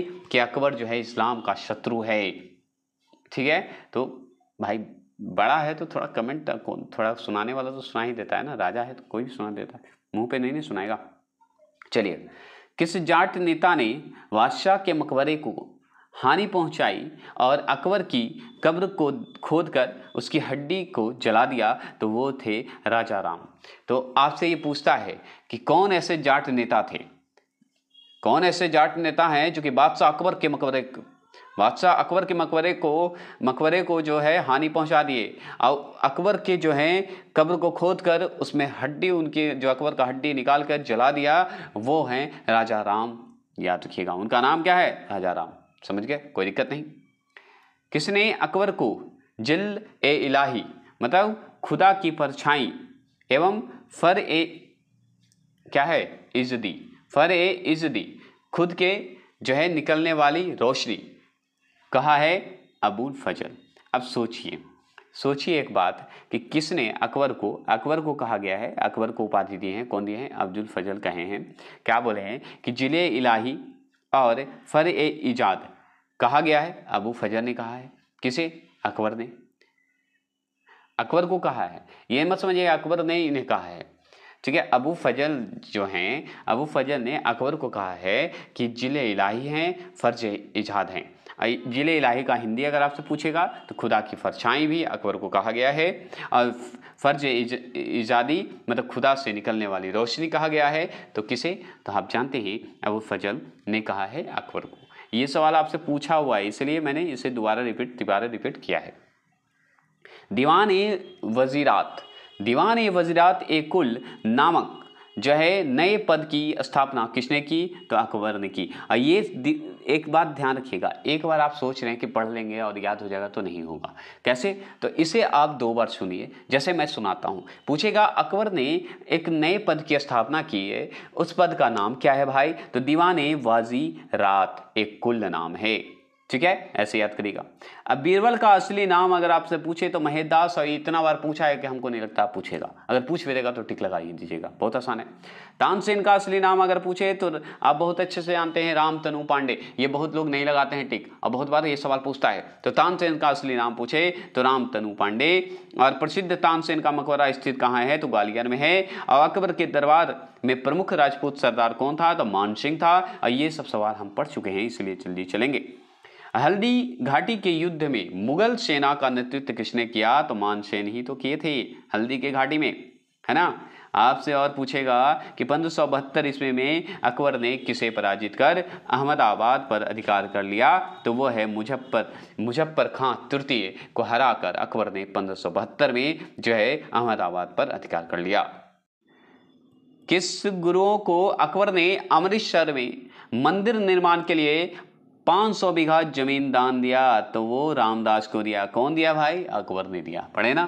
तो आपसे ये सवाल ऐसे नहीं पूछेगा, ऐसे पूछेगा कि 500 बीघा जमीन दान जो है किसे दिया गया, किस गुरु को दिया गया, किस सिख गुरु को दिया गया, बताएंगे। तो वो दिया गया रामदास को। और देने वाला कौन है? अकबर दिया था। कौन मुगल शासक दिया था? अकबर दिया था। क्यों दिया भाई? अमृतसर में मंदिर निर्माण के लिए दिया था। समझ गए? 500 बीघा जमीन, ये इंपॉर्टेंट है, इसलिए BVI लिख लीजिए। नवरत्नों में अकबर का सर्वाधिक प्रिय कौन था? बिरबल। बिरबल जो है सर्वाधिक प्रिय माने जाते हैं, और बिरबल का ही नाम है महेश दास। संगीत कला की दृष्टि से किस मुगल बादशाह का शासन जो है सर्वोत्तम कहा जाता है? तो ये है अकबर को कहा जाता है। तो संगीत कला की दृष्टि से अगर देखा जाए किस मुगल बादशाह को शासन सर्वोत्तम कहा गया है, तो संगीत कला की दृष्टि से अगर आपसे पूछ दे तो अकबर को टिक लगाए। क्यों? क्योंकि शासन सर्वोत्तम करने का श्रेय जाता है मुगल में अकबर को ही जाता है। किसे जाता है? अकबर को जाता है। क्योंकि शासन जो है ना अच्छे तरीके से, किससे संबंध अच्छे बनाने हैं, किससे बुरे बनाने हैं, किससे लड़ने हैं, कौन से क्षेत्र को हमको कब्जा करना है ना, ये सब जानता था। रणनीति बहुत अच्छे से जानता है। पढ़ा कम लेकिन दिमाग खूब था, है ना। हिंदी को राजकीय संरक्षण प्रदान करने वाला प्रथम बादशाह था कौन? अकबर।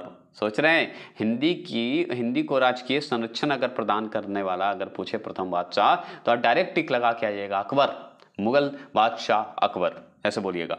अकबर कालीन उत्तर भारत में हिंदी विद्वानों में किसे सर्वश्रेष्ठ स्थान प्राप्त है? तो तुलसीदास को। सोचिए, तुलसीदास को जो है सर्वश्रेष्ठ विद्वान बोला जाता है हिंदी विद्वान के रूप में, है ना। अब आपसे पूछेगा कि अकबर कालीन अगर बात है, अकबर के समय अगर बात करें, अकबर के समय की बात करें, उस समय याद रखिएगा उत्तर भारत के जो थे हिंदी विद्वान जो तुलसीदास हैं, उन्हें सर्वश्रेष्ठ स्थान दिया गया था। कब? अकबर के शासनकाल में, है ना। यही तो सवाल पूछता है। आपको जानते पढ़ने की आवश्यकता नहीं है, सिर्फ सुनिए, देखिए, कान में लगाइए हेडफोन, सुनिए, नहीं तो खाली सुनते जाइए। आपको याद नहीं होगा तो बोलिएगा। अकबर की लगान व्यवस्था किस पर आधारित है? तो मनसबदारी व्यवस्था पर आधारित था। और ये सवाल तो नाम लिख लीजिए, BVI है। तो अकबर की लगान व्यवस्था किस पर आधारित है? तो मनसबदारी व्यवस्था पर है। अगर एक मिनट, हाँ, रूप चित्रकारी की शुरुआत किसके शासक के समय में हुआ था? तो अकबर के शासक काल में हुआ था। मतलब ये सवाल पूछता है कि चित्रकारी, जो रूप चित्रकारी की अगर शुरुआत की बात करें, कौन सा शासक था? तो उस समय हमारा मुगल शासक, मुगल बादशाह अकबर था। कौन था? मुगल बादशाह अकबर था। अकबर की अधीनता स्वीकार करने वाला कौन सा राजा प्रसिद्ध संगीतकार था? तो वो है बाज बहादुर। बाज बहादुर जो है क्या हुआ था? संगीतकार हैं, बहुत बड़े संगीतकार हैं बाज बहादुर, और ये अकबर की अधीनता स्वीकार करने वाले जो हैं राजा थे। ठीक है, बाज बहादुर। दास्तान ए अमीर हमजा, सॉरी, है ना, तो पूछता है कि दास्तान ए अमीर हमजा का चित्रांकन जो है किसके द्वारा किया गया? याद रखिएगा, अब्दुस शमद, अब्दुस शमद के जो है ने किए थे, याद रखिएगा, इनके द्वारा किया गया था। हाँ, अब चलिए यहाँ पे अकबर के शासन काल में रानी दुर्गावती के विरुद्ध मुगल सेना का नेतृत्व जो है किसने किया था? तो कौन था? आशफ खां था। कौन था? आशफ खां था। ये तो आपको याद हो गया। तो आशफ खां था, ठीक है, याद रखेंगे। और ये हो गया अकबर का ख़त्म। अब चलिए जहांगीर के बारे में पढ़ते हैं। अब जहांगीर के बारे में पढ़ते हैं तो जहांगीर का सबसे पहले नाम ही होता है कि जहांगीर का वास्तविक नाम क्या है? तो मोहम्मद सलीम नाम है। क्या नाम है? मोहम्मद नहीं लगा हो तो सलीम तो पक्का है, ये जान लीजिएगा। जहांगीर के माँ का नाम क्या था? तो आप जानते हैं मरियम उजवानी था। क्या नाम था? मरियम उजवानी था। ठीक है, तो मरियम उजवानी के नाम से जानते हैं। आपसे पूछेगा कि अकबर सलीम को किस नाम से पुकारता था? तो शेखो बाबा के नाम से अकबर जो है सलीम को बुलाता था। मतलब सलीम जो है जहांगीर को बुलाता था शेखो बाबा के नाम से। जहांगीर के जो है गुरु कौन थे? तो आप जानते हैं अब्दुल रहीम खाना थे, जहांगीर के गुरु थे। जहांगीर जो है गद्दी पर कब बैठा? तो 24 अक्टूबर 1605 में जो है गद्दी पर बैठ गया। तो जहांगीर गद्दी पर कब बैठा? तो 24 अक्टूबर 1605 ईस्वी में बैठ गया। जहांगीर का राज्याभिषेक जो है किस नाम से आगरा में हुआ? तो नासिरुद्दीन मुहम्मद जहांगीर बादशाह गाजी के नाम से उपाधि बैठा था। कौन? तो जहांगीर का जो राज्याभिषेक हुआ था आगरा में, वो किस नाम से हुआ था?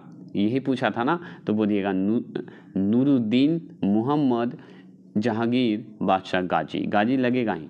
ठीक है, बाबर के समय से लग रहा है, ठीक ना। अब सवाल यहाँ पे पूछेगा जहांगीर ने लोक कल्याण के उद्देश्य से संबंधित कितने आदेशों को घोषणा किया? तो 12 आदेश जो है घोषणा किया था लोक कल्याण के लिए। ठीक है, जहांगीर का कौन सा जो है प्रथम आदेश कर वसूल पर प्रतिबंध था? तो याद रखिएगा, तमगी नामक एक कर होता था, उस पर प्रतिबंध लगाया था। ये प्रथम आदेश कर था, ये जरूर ध्यान रखिएगा, जिस पर वसूली का प्रतिबंध लगाया था जहांगीर का कौन सा आदेश जो है शराब एवं अन्य मादक पदार्थों की बिक्री एवं निर्माण पर प्रतिबंध था? तो वो था पांचवा, क्या नाम था? पांचवा आदेश बोला जाता है। ठीक है, सप्ताह में गुरुवार और रविवार के दिन किस पर प्रतिबंध था? तो याद रखिएगा, पशु हत्या पर। पशु हत्या करना माना था गुरुवार और रविवार को। ठीक है, जहांगीर का सबसे बड़ा पुत्र कौन था? आप जानते हैं, खुसरो। आप बहुत अच्छे से जानते हैं, खुसरो जो है ये जो है जहांगीर का सबसे बड़ा पुत्र माना जाता है। 1606 ईस्वी में जहांगीर के किस पुत्र ने उसके विरुद्ध विद्रोह कर दिया? तो आप जानते हैं खुसरो ने ही जो है जहांगीर के विरुद्ध विद्रोह कर दिया था 1606 में। जहांगीर और विद्रोही शाहजादा खुसरो, मतलब इसके पुत्र के बीच कौन सी लड़ाई हुई? तो आप बहुत अच्छे से जानते हैं कि जहांगीर और जो है खुसरो के बीच जो है एक युद्ध हुआ था, जिसका नाम है भैरव वाला युद्ध हुआ था, जो कि अपने पिता के खिलाफ ही धर दिया था खुसरो जी। मतलब पुत्र और बाप बेटे में लड़ाई हो रहा था, उसी का नाम है भैरवा युद्ध। याद किया था। ये ऐसे सवाल पूछता है कि मुगल काल का ऐसा शासक का बताइए जो अपने पुत्र से ही लड़ा था, जिसका जो युद्ध है भैरवा युद्ध। तो जहांगीर। देखिए, खुसरो की हत्या किसने करवाई? तो शाहजहां ने करवाया था। क्यों? क्योंकि जहांगीर जो है अपने शाहजहां को बताया था, और शाहजहां का नाम है खुर्रम। ये ध्यान रखिए, शाहजहां या खुर्रम बोल दे तो कोई दिक्कत नहीं है। तो शाहजहां के आदेश पे ही मरवा दिया गया था, याद रखिएगा। देखिए, ये क्वेश्चन आगे इंपॉर्टेंट है, आगे चाहिए। ये क्वेश्चन, सम्राट जहांगीर एवं राणा अमर सिंह के बीच कब संधि हुई? तो 1615 ईस्वी में। ये सवाल आपसे पूछेगा तो पूछेगा। जहांगीर के समय अहमदनगर का वजीर कौन था? तो मलिक अंबर था। वजीर मतलब मंत्री, ठीक है। गुरिल्ला युद्ध पद्धति की शुरुआत किसने की? तो मलिक अंबर ने ही शुरू की थी। गुरिल्ला एक पद्धति होता है, उसकी शुरुआत मलिक अंबर किए थे। आप जानते हैं मलिक अंबर ने कौन सी द्वीप पर नौसेना गठित किया था? तो जंजीरा द्वीप पर जो है ये क्या किया था? मलिक अंबर ने नौसेना गठित किया था, ठीक है। 1616 ईस्वी में किसे दक्षिण अभियान के लिए भेजा गया? तो याद रखिए खुर्रम को ही भेजा गया। खुर्रम ने मतलब शहजादा जो खुर्रम है उसका नाम है, क्या नाम है? शाहजहां, ठीक है। इसी को भेजा गया था 1616 ईस्वी में दक्षिण अभियान के लिए। जहांगीर ने खुर्रम मतलब शाहजहां, ठीक है, कि दक्षिण विजय से खुश होकर कौन सी उपाधि प्रदान की? तो शाहजहां की उपाधि प्रदान किया था, ठीक है। वही दक्षिण विजय किया था ना, तब शाहजहां की उपाधि दिया था। और शाहजहां का पहला नाम क्या था? खुर्रम, ये ध्यान रखिएगा, जो कि हम पढ़ेंगे। शाहजहां ने दक्षिण का सूबेदार किसे बनाया? तो अब्दुल रहीम खान खाना को बनाया था। देखिए नूरजहां जो है, एक मिनट रुकिएगा, नूरजहां जो है किसकी पुत्री थी? तो ईरानी मिर्जा गयास बेग का थी। याद रखिए नूरजहां जो पुत्री थी। नूरजहां का वास्तविक नाम अगर पूछे तो मेहरुनिशा बता दीजिएगा। कौन बताइएगा? मेहरुनिशा। अब आपसे पूछेगा जहांगीर की शादी जो है मेहरुनिशा से कब हुआ था? तो 1611 में हुआ था। ये आप अच्छे से जानते हैं। जहांगीर ने शादी के बाद मेहरुनिशा को कौन सी उपाधि प्रदान की? तो नूर महल एवं नूरजहां की उपाधि प्रदान किया था मेहरुनिशा को जहांगीर ने, ठीक है। नूरजहां को बादशाह का बेगम कब बनाया गया? तो 1613 में जो है बादशाह का बेगम बनाया गया 1613 में। नूरजहां की माँ का नाम क्या है? तो अशमत बेगम नाम है, ठीक है। नूरजहां की माँ का नाम, पिता का नाम तो आप जानते ही हैं। सर्वप्रथम इत्र बनाने की कला किसने विकसित की? तो अशमत बेगम ने ही की थी। इत्र बनाने की कला शुरू की थी, जो कि किसकी माँ थी? तो नूरजहां की माँ थी। कौन जहांगीर एवं नूरजहां की बंदी बनाया था? तो याद रखिएगा महावत खां ने बनाया था। महावत खां ने क्या किया था कि जहांगीर एवं नूरजहां को बंदी बना दिया था। जहांगीर की मृत्यु भीमवार नामक स्थल पर कब हुआ? तो 1627 में हो गया। ये सब सवाल डायरेक्ट पूछता है, इसलिए पढ़ते जा रहे हैं, ठीक है। जहांगीर को रावी नदी के किनारे कहाँ दफनाया गया? तो आप अच्छे से जानते हैं कि शाहदरा में, जहाँ लाहौर में पड़ता है, वहाँ दफना दिया गया था जहांगीर को रावी नदी के किनारे, जो कि शाहदरा कहते हैं। जहांगीर के कितने पुत्र थे? तो 5 पुत्र थे। लाडली बेगम किसकी पुत्री थी? तो नूरजहां की पुत्री थी। ये सवाल है। लाडली बेगम की शादी किसके साथ हुआ? तो आप बहुत अच्छे जानते हैं, सर यारा के साथ हो गया था।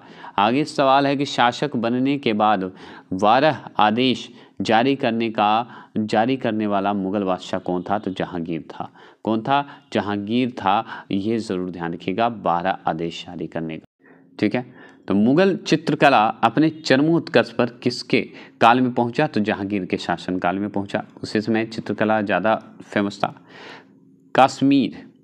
कश्मीर का शालीमार बाग किसने लगवाया? तो जहांगीर ने लगवाया। ये सब बहुत इंपॉर्टेंट है। अब देखिए, इकबाला नामा ए जहांगीरी किसने लिखाया? तो याद रखिएगा मोहम्मद खां ने लिखा था। समझ गए? आपसे और क्या पूछेगा? जहांगीर एवं इत्मादुद्दौला का मकबरा किसने बनवाया? नूरजहां ने बनवाया। नूरजहां ने बनवाया था जहांगीर का इत्मादुद्दौला का मकबरा। गुरु अर्जुन देव समकालीन थे किसके? जहांगीर के समकालीन थे गुरु अर्जुन देव। समझ रहे हैं? इसी में इनकी मृत्यु भी करवा देता है, जहांगीर ही करवाता है। फतेहपुर सिकरी स्थित लाल पत्थर से निर्मित शेख सलीम चिश्ती के मकबरे को किसने संगमरमर का करवा दिया था? जहांगीर ने ही करवा दिया था। ये जो क्वेश्चन आप देख रहे हैं, जहांगीर के दरबार में जो पक्षियों का सबसे बड़ा चित्रकार था वो था मंसूर, पक्षियों के मामले में, ठीक है। जहांगीर के निर्देश पर किसने अबुल फजल की हत्या करा दी? तो वीर सिंह बुंदेला ने जो है अबू फजल की हत्या कर दी जहांगीर के जो है निर्देश पर। ये जानते हैं। उसी तरह जैसे कि अपने बड़े बेटे को हत्या करवा दिया था शाहजहां को आदेश देकर, समझ रहे हैं, ये सब ध्यान रखिएगा। मुगल वंश के संदर्भ में पिता के रहते बादशाह पद प्राप्त करने वाला प्रथम प्रयास करने वाला शहजादा था कौन? जहांगीर, यही था। पिता के पद पर रहते हुए भी ये बन गया था। किसके समय में गंधार हमेशा के लिए मुगलों के हाथ से निकल गया? तो जहांगीर के हाथों से निकल गया था। मेवाड़ के युद्ध तथा चित्तौड़ की संधि किसके शासनकाल में महत्वपूर्ण उपलब्धि है? तो जहांगीर के समय में ये उपलब्धि है। देखिए, किस शासक को जहांगीर ने फर्जंद मतलब पुत्र कहा जाता है की उपाधि से सम्मानित किया? तो बीजापुर के शासक आदिल शाह को जो है उपाधि से सम्मानित किया था। मैंने अपना राज्य अपनी प्यारी बेगम के हाथों से एक प्याला शराब और एक प्याला शोरवे के लिए बेच दिया, यह किसका उक्ति था? तो ये जहांगीर की उक्ति थी। समझ गए? जो चित्रकला के शत्रु हैं मैं उनका शत्रु हूँ, किस मुगल शासक का है? तो आप जानते हैं जहांगीर का ये बात है। भाई सही बात है, चित्रकला का शत्रु मेरा शत्रु है ना। मराठों एवं अफगानों को मनसबदारी प्रथा में शामिल करने वाला प्रथम मुगल शासक कौन था? तो जहांगीर था। सोच रहे हैं जहांगीर बहुत काम किया है। मनसबदारी व्यवस्था में दो अस्पा का प्रचलन जो है किसने चलाया? तो जहांगीर ही चलाया था मनसबदारी व्यवस्था में। ठीक है। ईस्ट इंडिया कंपनी ने जहांगीर के दरबार में सबसे पहले किसको भेजा था? तो आप जानते हैं कैप्टन हॉकिंस को भेजा था जहांगीर के दरबार में ईस्ट इंडिया कंपनी। किस अंग्रेज को जहांगीर ने खान की उपाधि से सम्मानित किया? तो कैप्टन हॉकिंस को ही खान के उपाधि से सम्मानित किया। किस मुगल शासक का मकबरा भारत में नहीं है? तो जहांगीर का मकबरा जो है भारत में नहीं है। ठीक है। जहांगीर सबसे अधिक किसके लिए प्रसिद्ध था? तो न्याय के लिए प्रसिद्ध था। अंग्रेज राजदूत सर टॉम रो किस मुगल शासक के काल में भारत आया? तो जहांगीर के समय में ही आया था और अंग्रेजी राजदूत था। ठीक है, याद रखिएगा। और वो भी जो हॉकिंस भी आया था इसी के दौरान में, लेकिन ईस्ट इंडिया कंपनी के माध्यम से। किस शासक के समय तंबाकू की खेती शुरू हुई? तो अकबर के समय ही जो है। किस शासक के समय तंबाकू की खेती शुरू हुई? तो अकबर के समय हुआ था। जहांगीर के सैन्य अभियानों की महत्वपूर्ण असफलता थी क्या? कंधार की हार। कंधार की हार मानी जाती है सैन्य की असफलता जहांगीर का। जहांगीर ने अपनी पत्नियों में से, ठीक है, पत्नियों में किसे पट्टा महिसी या बादशाह बेगम की उपाधि प्रदान की? तो नूरजहां को ही दिया गया था। ये सब नूरजहां, टिक लगा दीजिएगा। ठीक है। सिकंदरा स्थित अकबर के मकबरे का निर्माण जो है किसके द्वारा करवाया गया? तो जहांगीर के द्वारा ये करवाया गया था। ये भी ध्यान रखेंगे। मुगल बादशाहों में किसने अपनी आत्मकथा फारसी में लिखी? तो जहांगीर ने जो है फारसी में लिखी है। सिक्कों अगर पूछे जाए, सिक्कों के 5वें गुरु अर्जुन देव को जो है फांसी किसने दिलवाया? तो जहांगीर दिया था। तो 5वें गुरु जो अर्जुन देव हैं उसको फांसी दिलवाने का श्रेय भी जाता है जहांगीर को। देखिए शाहजहां है ना, तो शाहजहां की गद्दी पर कब बैठा? ये सवाल पूछेगा। तो 1628 बताइएगा। 1628। अगर आपसे पूछे शाहजहां का वास्तविक नाम क्या था? तो याद रखिएगा शहजादा खुर्रम नाम है शाहजहां का वास्तविक नाम। शाहजहां का विवाह जो है किससे हुआ था? तो याद रखिए अर्जुमंद बानो बेगम से। अर्जुमंद बानो बेगम नाम ही है शाहजहां का विवाह हुआ था। अर्जुमंद जो है बानो बेगम को शाहजहां ने कौन सी उपाधि धारण की? तो मलिके जमानी की उपाधि धारण किया था, जो कि याद रखिएगा ये जहांगीर की शाहजहां की क्या थी? वाइफ थी। अर्जुमंद बानो बेगम को अन्य किस नाम से जाना जाता है? तो मुमताज महल। जानते हैं ना, मुमताज महल फेमस होगा, आगे जाके ताजमहल बनेगा। शाहजहां ने मुमताज की याद में कौन सी स्मारक बनाया? तो ताजमहल बनवाया। मुमताज महल किसकी पुत्री थी? तो आप जानते हैं अशरफ खां की जो है पुत्री थी मुमताज महल। शाहजहां जो है किस उपाधि के साथ गद्दी पर बैठा? तो आप जानते हैं अबुल मुजफ्फर शहाबुद्दीन मोहम्मद साहिब किराने सानी से उपाधि से धारण के। बाप रे, इतना लंबा नाम है, सोच रहे हैं। तो शाहजहां जो है उपाधि जो धारण किया, गद्दी पर बैठा, बताइएगा कैसे। तो याद रखिए, अबुल मुजफ्फर शहाबुद्दीन मोहम्मद साहिब किरान शानी के नाम से उपाधि धारण किया था। सोच रहे हैं। शाहजहां ने किसे खाने खाना की उपाधि प्रदान की, तो महावत खां को प्रदान किया था। तो शाहजहां ने किसे खाने खाना की उपाधि प्रदान की, तो महावत खां को। देखिए, सिखों के किस गुरु को शाहजहां से संघर्ष हुआ, तो छठे गुरु हरगोविंद से हुआ था। इसको भी मतलब किसको, शाहजहां को, याद रखिएगा। शाहजहां ने दक्षिण का सूबेदार किसे नियुक्त किया, तो औरंगजेब को। ठीक है, औरंगजेब ने दक्षिण की राजधानी कहाँ बनाई, तो औरंगाबाद को बना दिया।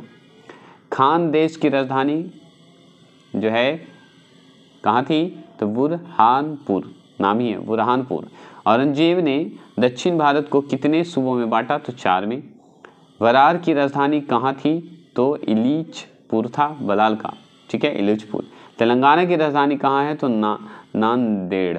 याद रख रहे हैं, सोचिए, तेलंगाना की राजधानी उस समय नांदेड़ है।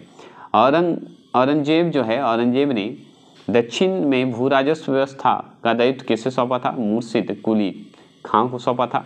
कौन, औरंगजेब। मीर जुमला का वास्तविक नाम क्या था, तो मीर मोहम्मद सैयद नाम है। मीर मोहम्मद सैयद नाम है मीर जुमला का वास्तविक नाम। शाहजहां ने मीर जुमला को दक्षिण सूबों के किस पद पर आसीन किया, तो प्रधानमंत्री पीएम के पद पर जो है आसीन कर दिया था। आपसे पूछेगा, शाहजहां ने मध्य एशिया विजिट करने के लिए किसे भेजा गया, तो शहजादा मुराद औरंगजेब को भेजा गया। शाहजहां के कितने पुत्र थे, तो 4 थे। शाहजहां के चारों पुत्रों में सर्वाधिक उदार कौन था, तो दारा शिकोह था। आपसे पूछेगा, शाहजहां ने किसे अपना उत्तराधिकारी घोषित किया, तो दारा शिकोह को उत्तराधिकारी घोषित कर दिया था। उत्तराधिकारी के लिए दारा शिकोह और औरंगजेब के बीच लड़ाई हुआ, जो कि 1659 में हो गया था। आप अच्छे से सिर्फ सुनते जाइए समय। दारा को किस धर्म की अवहेलना करने के लिए आरोप में मृत्युदंड दिया गया, इस्लाम धर्म को जो है इसके विरुद्ध कर रहा था, तो मृत्युदंड दे दिया गया।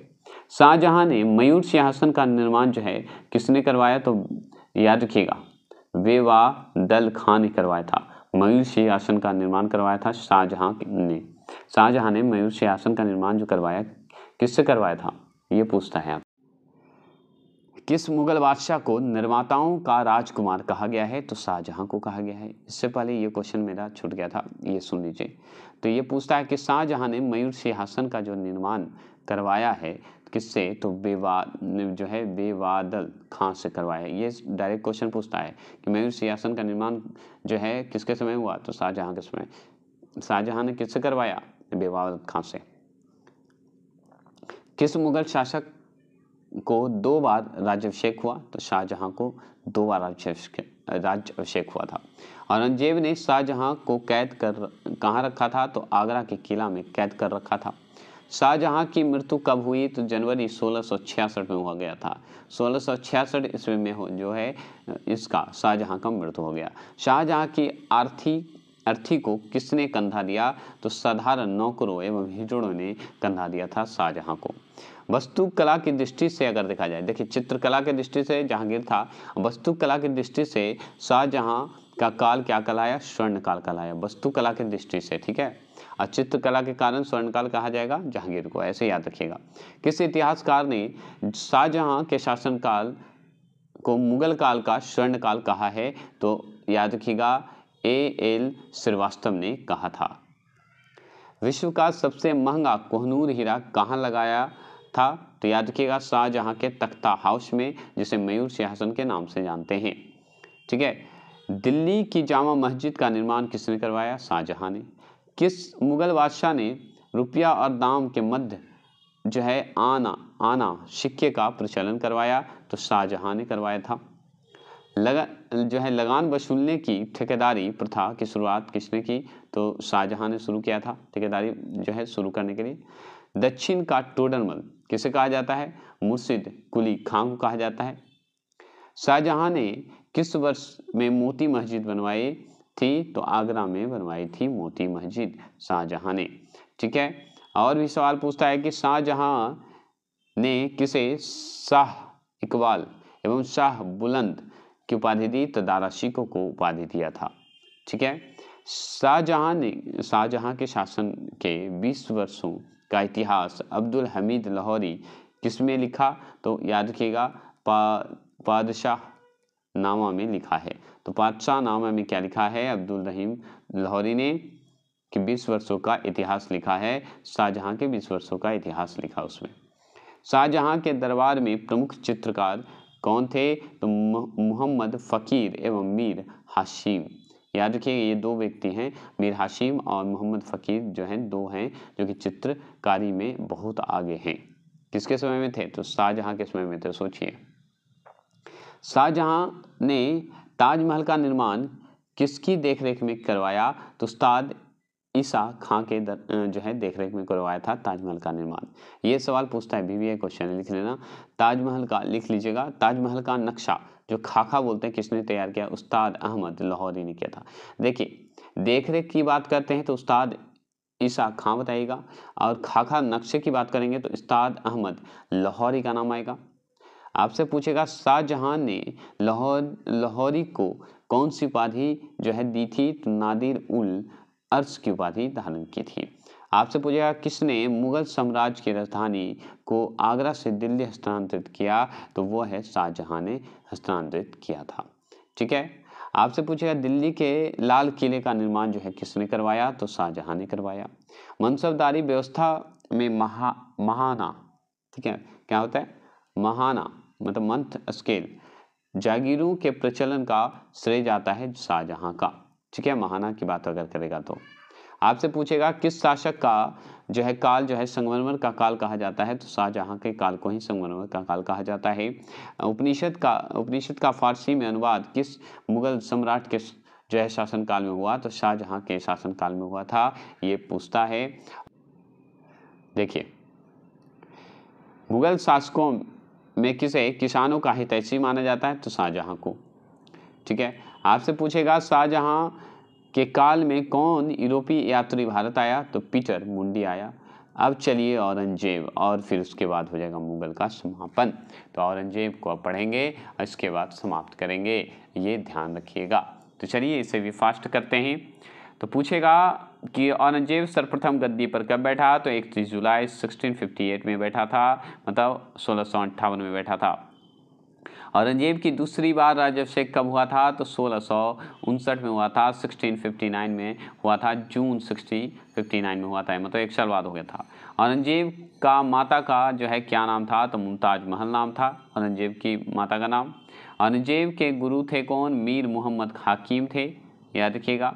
औरंगजेब ने प्रथम युद्ध किसके विरुद्ध लड़ा? तो याद रखिएगा ओरछा के जुझार सिंह से हुआ था। आपसे पूछेगा औरंगजेब ने असम जीतने का कार्य जो है किसे सौंपा था? तो मीर जुमला को ही सौंपा था। पुरंदर संधि बहुत इंपॉर्टेंट है। पुरंदर की संधि जो है 1665 में हुआ था, ये सवाल आप पढ़े थे। किसके बीच हुआ था? शिवाजी और जय सिंह के बीच हुआ था पुरंदर की संधि। देखिए, मदान और अकान गोलकुंडा के किस शासक के मंत्री थे? तो आप जानते हैं अबुल हसन के थे, अबुल हसन के मंत्री थे, ये ध्यान रखिएगा। शिवाजी को कैद कर कहाँ रखा गया था? तो जयपुर भवन में रखा गया था शिवाजी को, जब कैद कर दिया गया था, याद रखेंगे। भरतपुर राजवंश की नींव किसने धारी थी? पता है? चूड़ामन ने। चूड़ामन नाम ही है, चूड़ामन ने जो है भरतपुर राजवंश की नींव डाली थी। गुरु तेग बहादुर की हत्या किसने करवाया? तो औरंगजेब करवाया था। तेग बहादुर को अर्जुन को जहांगीर करवा दिया था। ये पढ़ते हैं हम, पढ़े थे कि नहीं? बताइएगा। देखिए, पाहुल प्रणाली किसने प्रारंभ की? तो गुरु हरगोविंद ने शुरू कर दी थी पाहुल प्रणाली। आपसे और पूछता क्या है कि गुरु गोविंद सिंह कौन सा ग्रंथ का संकलन किए? तो 10वें जो है पद शाह का संकलन किए थे, है ना, गुरु गोविंद सिंह। औरंगजेब के समय हिंदू मनसबदारों की संख्या लगभग कितनी थी? तो 33% थी, 33% था उस समय। ठीक है। औरंगजेब की मृत्यु कब हुई? तो फरवरी 1707 में हुआ था। आप जानते हैं किसे दौलताबाद स्थित फकीर बुरहानुद्दीन की कब्र के अहाते में दफनाए गए? तो औरंगजेब को दफनाया गया था। तो अहाते में दफनाया गया था, बगल में उसको दफनाया गया था, तो औरंगजेब को दफनाया गया था। औरंगजेब ने अपने शासन का आधार बनाया था कुरान को। औरंगजेब ने जजिया कर कब लगाया? तो 1679 में। देखिए, अकबर हटाया और फिर औरंगजेब लगा दिया 1679 में। बनारस के विश्वनाथ मंदिर और मथुरा के केदारनाथ मंदिर किसने तुड़वाया था? तो औरंगजेब ने ही तुड़वाया था 1600 जो है कितना में 1669 में, ठीक है, मतलब 1659 में, 69 में, 1669 में, ठीक है। शिवाजी ने मुगलों को किस संधि के द्वारा किलों पर जो है सत्तांतरित किया? पुरंदर के युद्धों में जो है सत्तांतरित कर दिया था। देखिए, मुगल बादशाह को आलमगीर कहा जाता है औरंगजेब को। किस मुगल बादशाह को? तो आलमगीर कहते हैं औरंगजेब को। किस मुगल बादशाह को जिंदा पीर कहा जाता है? तो औरंगजेब को। ये सवाल तो बहुत बार पूछा है कि जिंदा पीर किसे कहा जाता है, कौन मुगल शासक है? तो औरंगजेब। किस बादशाह के अंतर्गत मुगल सेना में सर्वाधिक हिंदू सेनापति थे? तो औरंगजेब के समय हिंदू सेनापति ज़्यादा थे। किस सिख गुरु की मृत्यु के लिए औरंगजेब जिम्मेदार है? तो गुरु तेग बहादुर के लिए ये जिम्मेदार है, ये ध्यान रखेंगे। धर्मत का युद्ध जो है अप्रैल, याद रखिए, धर्मत का एक युद्ध हुआ था अप्रैल 1658 ईस्वी में। किनके बीच लड़ा गया था? औरंगजेब और दारा सिकों के बीच लड़ा गया था, ये ध्यान रखिएगा। दोनों भाई थे और लड़ रहे थे। औरंगजेब ने अपने पिता को जो है किस किले में नज़रबंद कर दिया जहां उनकी मौत की हो गई? तो आगरा के किले में ही जो है औरंगजेब ने जहांगीर को नज़रबंद कर दिया, वहीं मौत भी हो गया। कौन सा? तो आगरा की किला। जिस प्रकार स्पेन में फोड़े ने नेपोलियन को बर्बाद किया, उसी प्रकार दक्कन के फोड़े ने औरंगजेब को यह युक्ति जो है किस इतिहासकार ने दिया था? तो जादूनाथ सरकार ने। मतलब कहने का मतलब है कि जिस प्रकार स्पेन के फोड़े ने नेपोलियन को बर्बाद किया था, उसे दक्कन के फोड़े ने औरंगजेब को पराजित कर दिया। यह उक्ति किसकी है? तो जादूनाथ सरकार का है। अगर पूछे कि जारीदारी संकट सर्वप्रथम किस मुगल बादशाह के शासनकाल में उत्पन्न हुआ? तो औरंगजेब के शासनकाल में ये उत्पन्न हुआ था। और पूछता है कि औरंगजेब ऐतिहासिक ग्रंथ जिसे नूर खा ए दिलखुशा के रचनाकार थे? तो भीमसेन सक्सेना काय थे, ठीक है, ये ध्यान रखिएगा। औरंगजेब ने बीजापुर की विजय कब की थी? तो 1686 में किया था। 1686 में जो है विजय प्राप्त कर लिया था। 1686 में कौन सा विदेशी यात्री जो है औरंगजेब के समय भारत आया? तो निकोलो मांचू था। निकोलो मांचुई जो है क्या था? विदेशी यात्री था, याद रखेंगे। औरंगजेब के समय आया था। औरंगजेब का उत्तराधिकारी कौन हुआ? तो बहादुर शाह प्रथम हो गया था उत्तराधिकारी औरंगजेब का। औरंगजेब ने मीर जुमला को जो है किसका गवर्नर नियुक्त किया था? तो बंगाल का गवर्नर नियुक्त किया था। उत्तराधिकारी के युद्ध के समय औरंगजेब सूबेदार था दक्कन का, ये जरूर ध्यान रखिएगा। आपसे पूछेगा औरंगजेब के विरुद्ध किस राजपूत सरदार ने बगावत कर दी? तो याद रखिए, दुर्गादास राठौर ने बगावत कर दी थी। आपसे और पूछेगा दिल्ली के लाल किले में मोती मस्जिद का निर्माण कौन करवाया? तो औरंगजेब करवाया। और मुगल सम्राट औरंगजेब कौन सा वाद्य यंत्र बजाते थे? तो बीना वाद्य यंत्र बजाता था। आपसे पूछेगा दक्षिण में किसके शासनकाल में मुगल साम्राज्य तमिल राज्य क्षेत्र तक फैला? तो औरंगजेब के समय फैला था, ये भी ध्यान रखिएगा। और औरंगजेब ने दक्षिण में कौन कौन से 2 राज्य विजित किए? तो बीजापुर और गोलकोंडा को जीत लिया था। औरंगजेब का श्रेय जाता है। किस मुगल शासक का 2 बार राज्याभिषेक हुआ? तो औरंगजेब का। आप जानते हैं लगातार हो गया था, ठीक है, 58 और 59 दोनों में, याद रखिएगा। औरंगजेब ने मुगलों के दक्षिण सूबों की राजधानी किसे बनाया? तो औरंगाबाद को बनाया था, याद रखिएगा। भारत में बीबी का मकबरा स्थित है और औरंगाबाद में ही स्थित है, जो कि औरंगजेब का नाम आता है।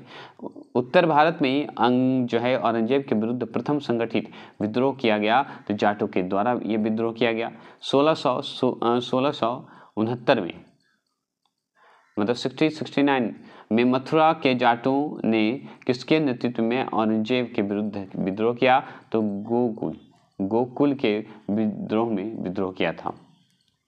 किस मुगल बादशाह ने मरते वक्त कहा था कि मैं अकेला आया था, मैं अकेला जा रहा हूँ, तो औरंगजेब ही कहा था कि मैं अकेला आया था, मैं अकेला जा रहा हूँ। किस मुगल बादशाह को दरवेश और जिंदा पीर के नाम से जानते हैं तो औरंगजेब को जाना जाता है। और बोलते हैं कि शाकी मुस्तफा खां की रचना जो है मआशीर ए आलमगीरी को किसने मुगल राज का गजेटियर की संज्ञा दी थी तो जगन्नाथ सरकार ने दिया था। कौन दिया था? जगन्नाथ सरकार ने। मुगल काल में मंत्रिपरिषद को कहा जाता है विजारत। क्या कहते हैं? विजारत। अगर आपसे पूछे कि मुगल जो है सम्राट जो है किस दिन अपना कचहरी लगाता है तो बुधवार को लगाता था। अगर आपसे पूछे फ्रांसीसी यात्री वर्नियर औरंगजेब के थे, क्या थे? चिकित्सक थे वर्नियर जी। औरंगजेब द्वारा चलाया गया जिहाद का अर्थ होता है दार उल इस्लाम। मुगल काल में शरीयत के विरुद्ध जो है कार्य करने वाले को कौन रोकता था तो वो रोकता था मुहतशिम रोकता था। ये ऐसे याद रखेंगे। आपसे पूछता है मुगल कालीन अर्थव्यवस्था का आधार क्या था तो चांदी का रुपया था। मुगल काल जो है मुगल काल कहिए या शासकों का राजभाषा क्या था? फारसी, जो कि हमारा दिल्ली सल्तनत का भी फारसी भाषा था, मुगल काल का भी फारसी है। ऐसे सवाल पूछता है ना। मुगल कालीन भारत में राज्य की आय का प्रमुख स्रोत क्या था तो भू राजस्व जो है मुख्य स्रोत है, उस समय था ही। मुगल काल में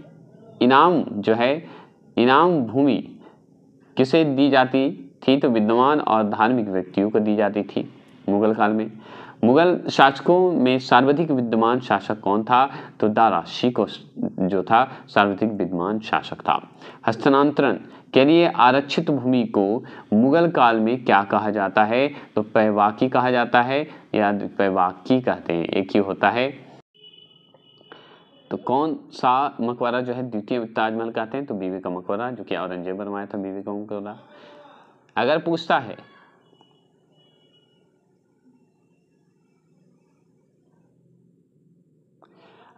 है क्या पूछता है सर? मुगल काल में बंदरगाहों में किसको बबूल मक्का या मक्का का द्वार कहा जाता है तो सूरत को कहा जाता है। किसे कहते हैं? सूरत को कहते हैं। ये ध्यान रखिएगा। आपसे पूछेगा मुगल स्थापत्य कला के संदर्भ में पिट्रा ड्यूरा का अर्थ होता है संगमरमर के पत्थर पर जवाहरातों से की गई जड़ावत, ठीक है ना, आभूषण संगमरमर पर। और क्या याद रखिएगा? मुगल काल को कौन सी इमारत जिसमें पिट्टा ड्यूरी का प्रयोग हुआ तो एतमाद उल दौला का मकबरा में ये किया गया था, पिट्टा ड्यूरीस। ये सब आपको पीडीएफ दे दिया जाएगा और नेक्स्ट जब वीडियो बनाएंगे तो ये सब चीज़ के बारे में हम पढ़ा देंगे और इसके जो पढ़ाएंगे ना इसके बारे में छोटा सा वीडियो क्लिप बनाएंगे जो कि फ़न के साथ बनाएंगे। तो आज के लिए इतना ही रखते हैं मुगल का, और छोटे छोटे जो बच्चे हैं मुगल दिल्ली सल्तनत ये सब जो है हम पढ़ा देंगे। तो चलिए आज के लिए मुगल ख़त्म हो गया। इसके बाद हम प्राचीन चलाएँगे, उसके बाद आपका जो है जल्द आने वाला है आपका साइंस का। जय हिंद, जय भारत।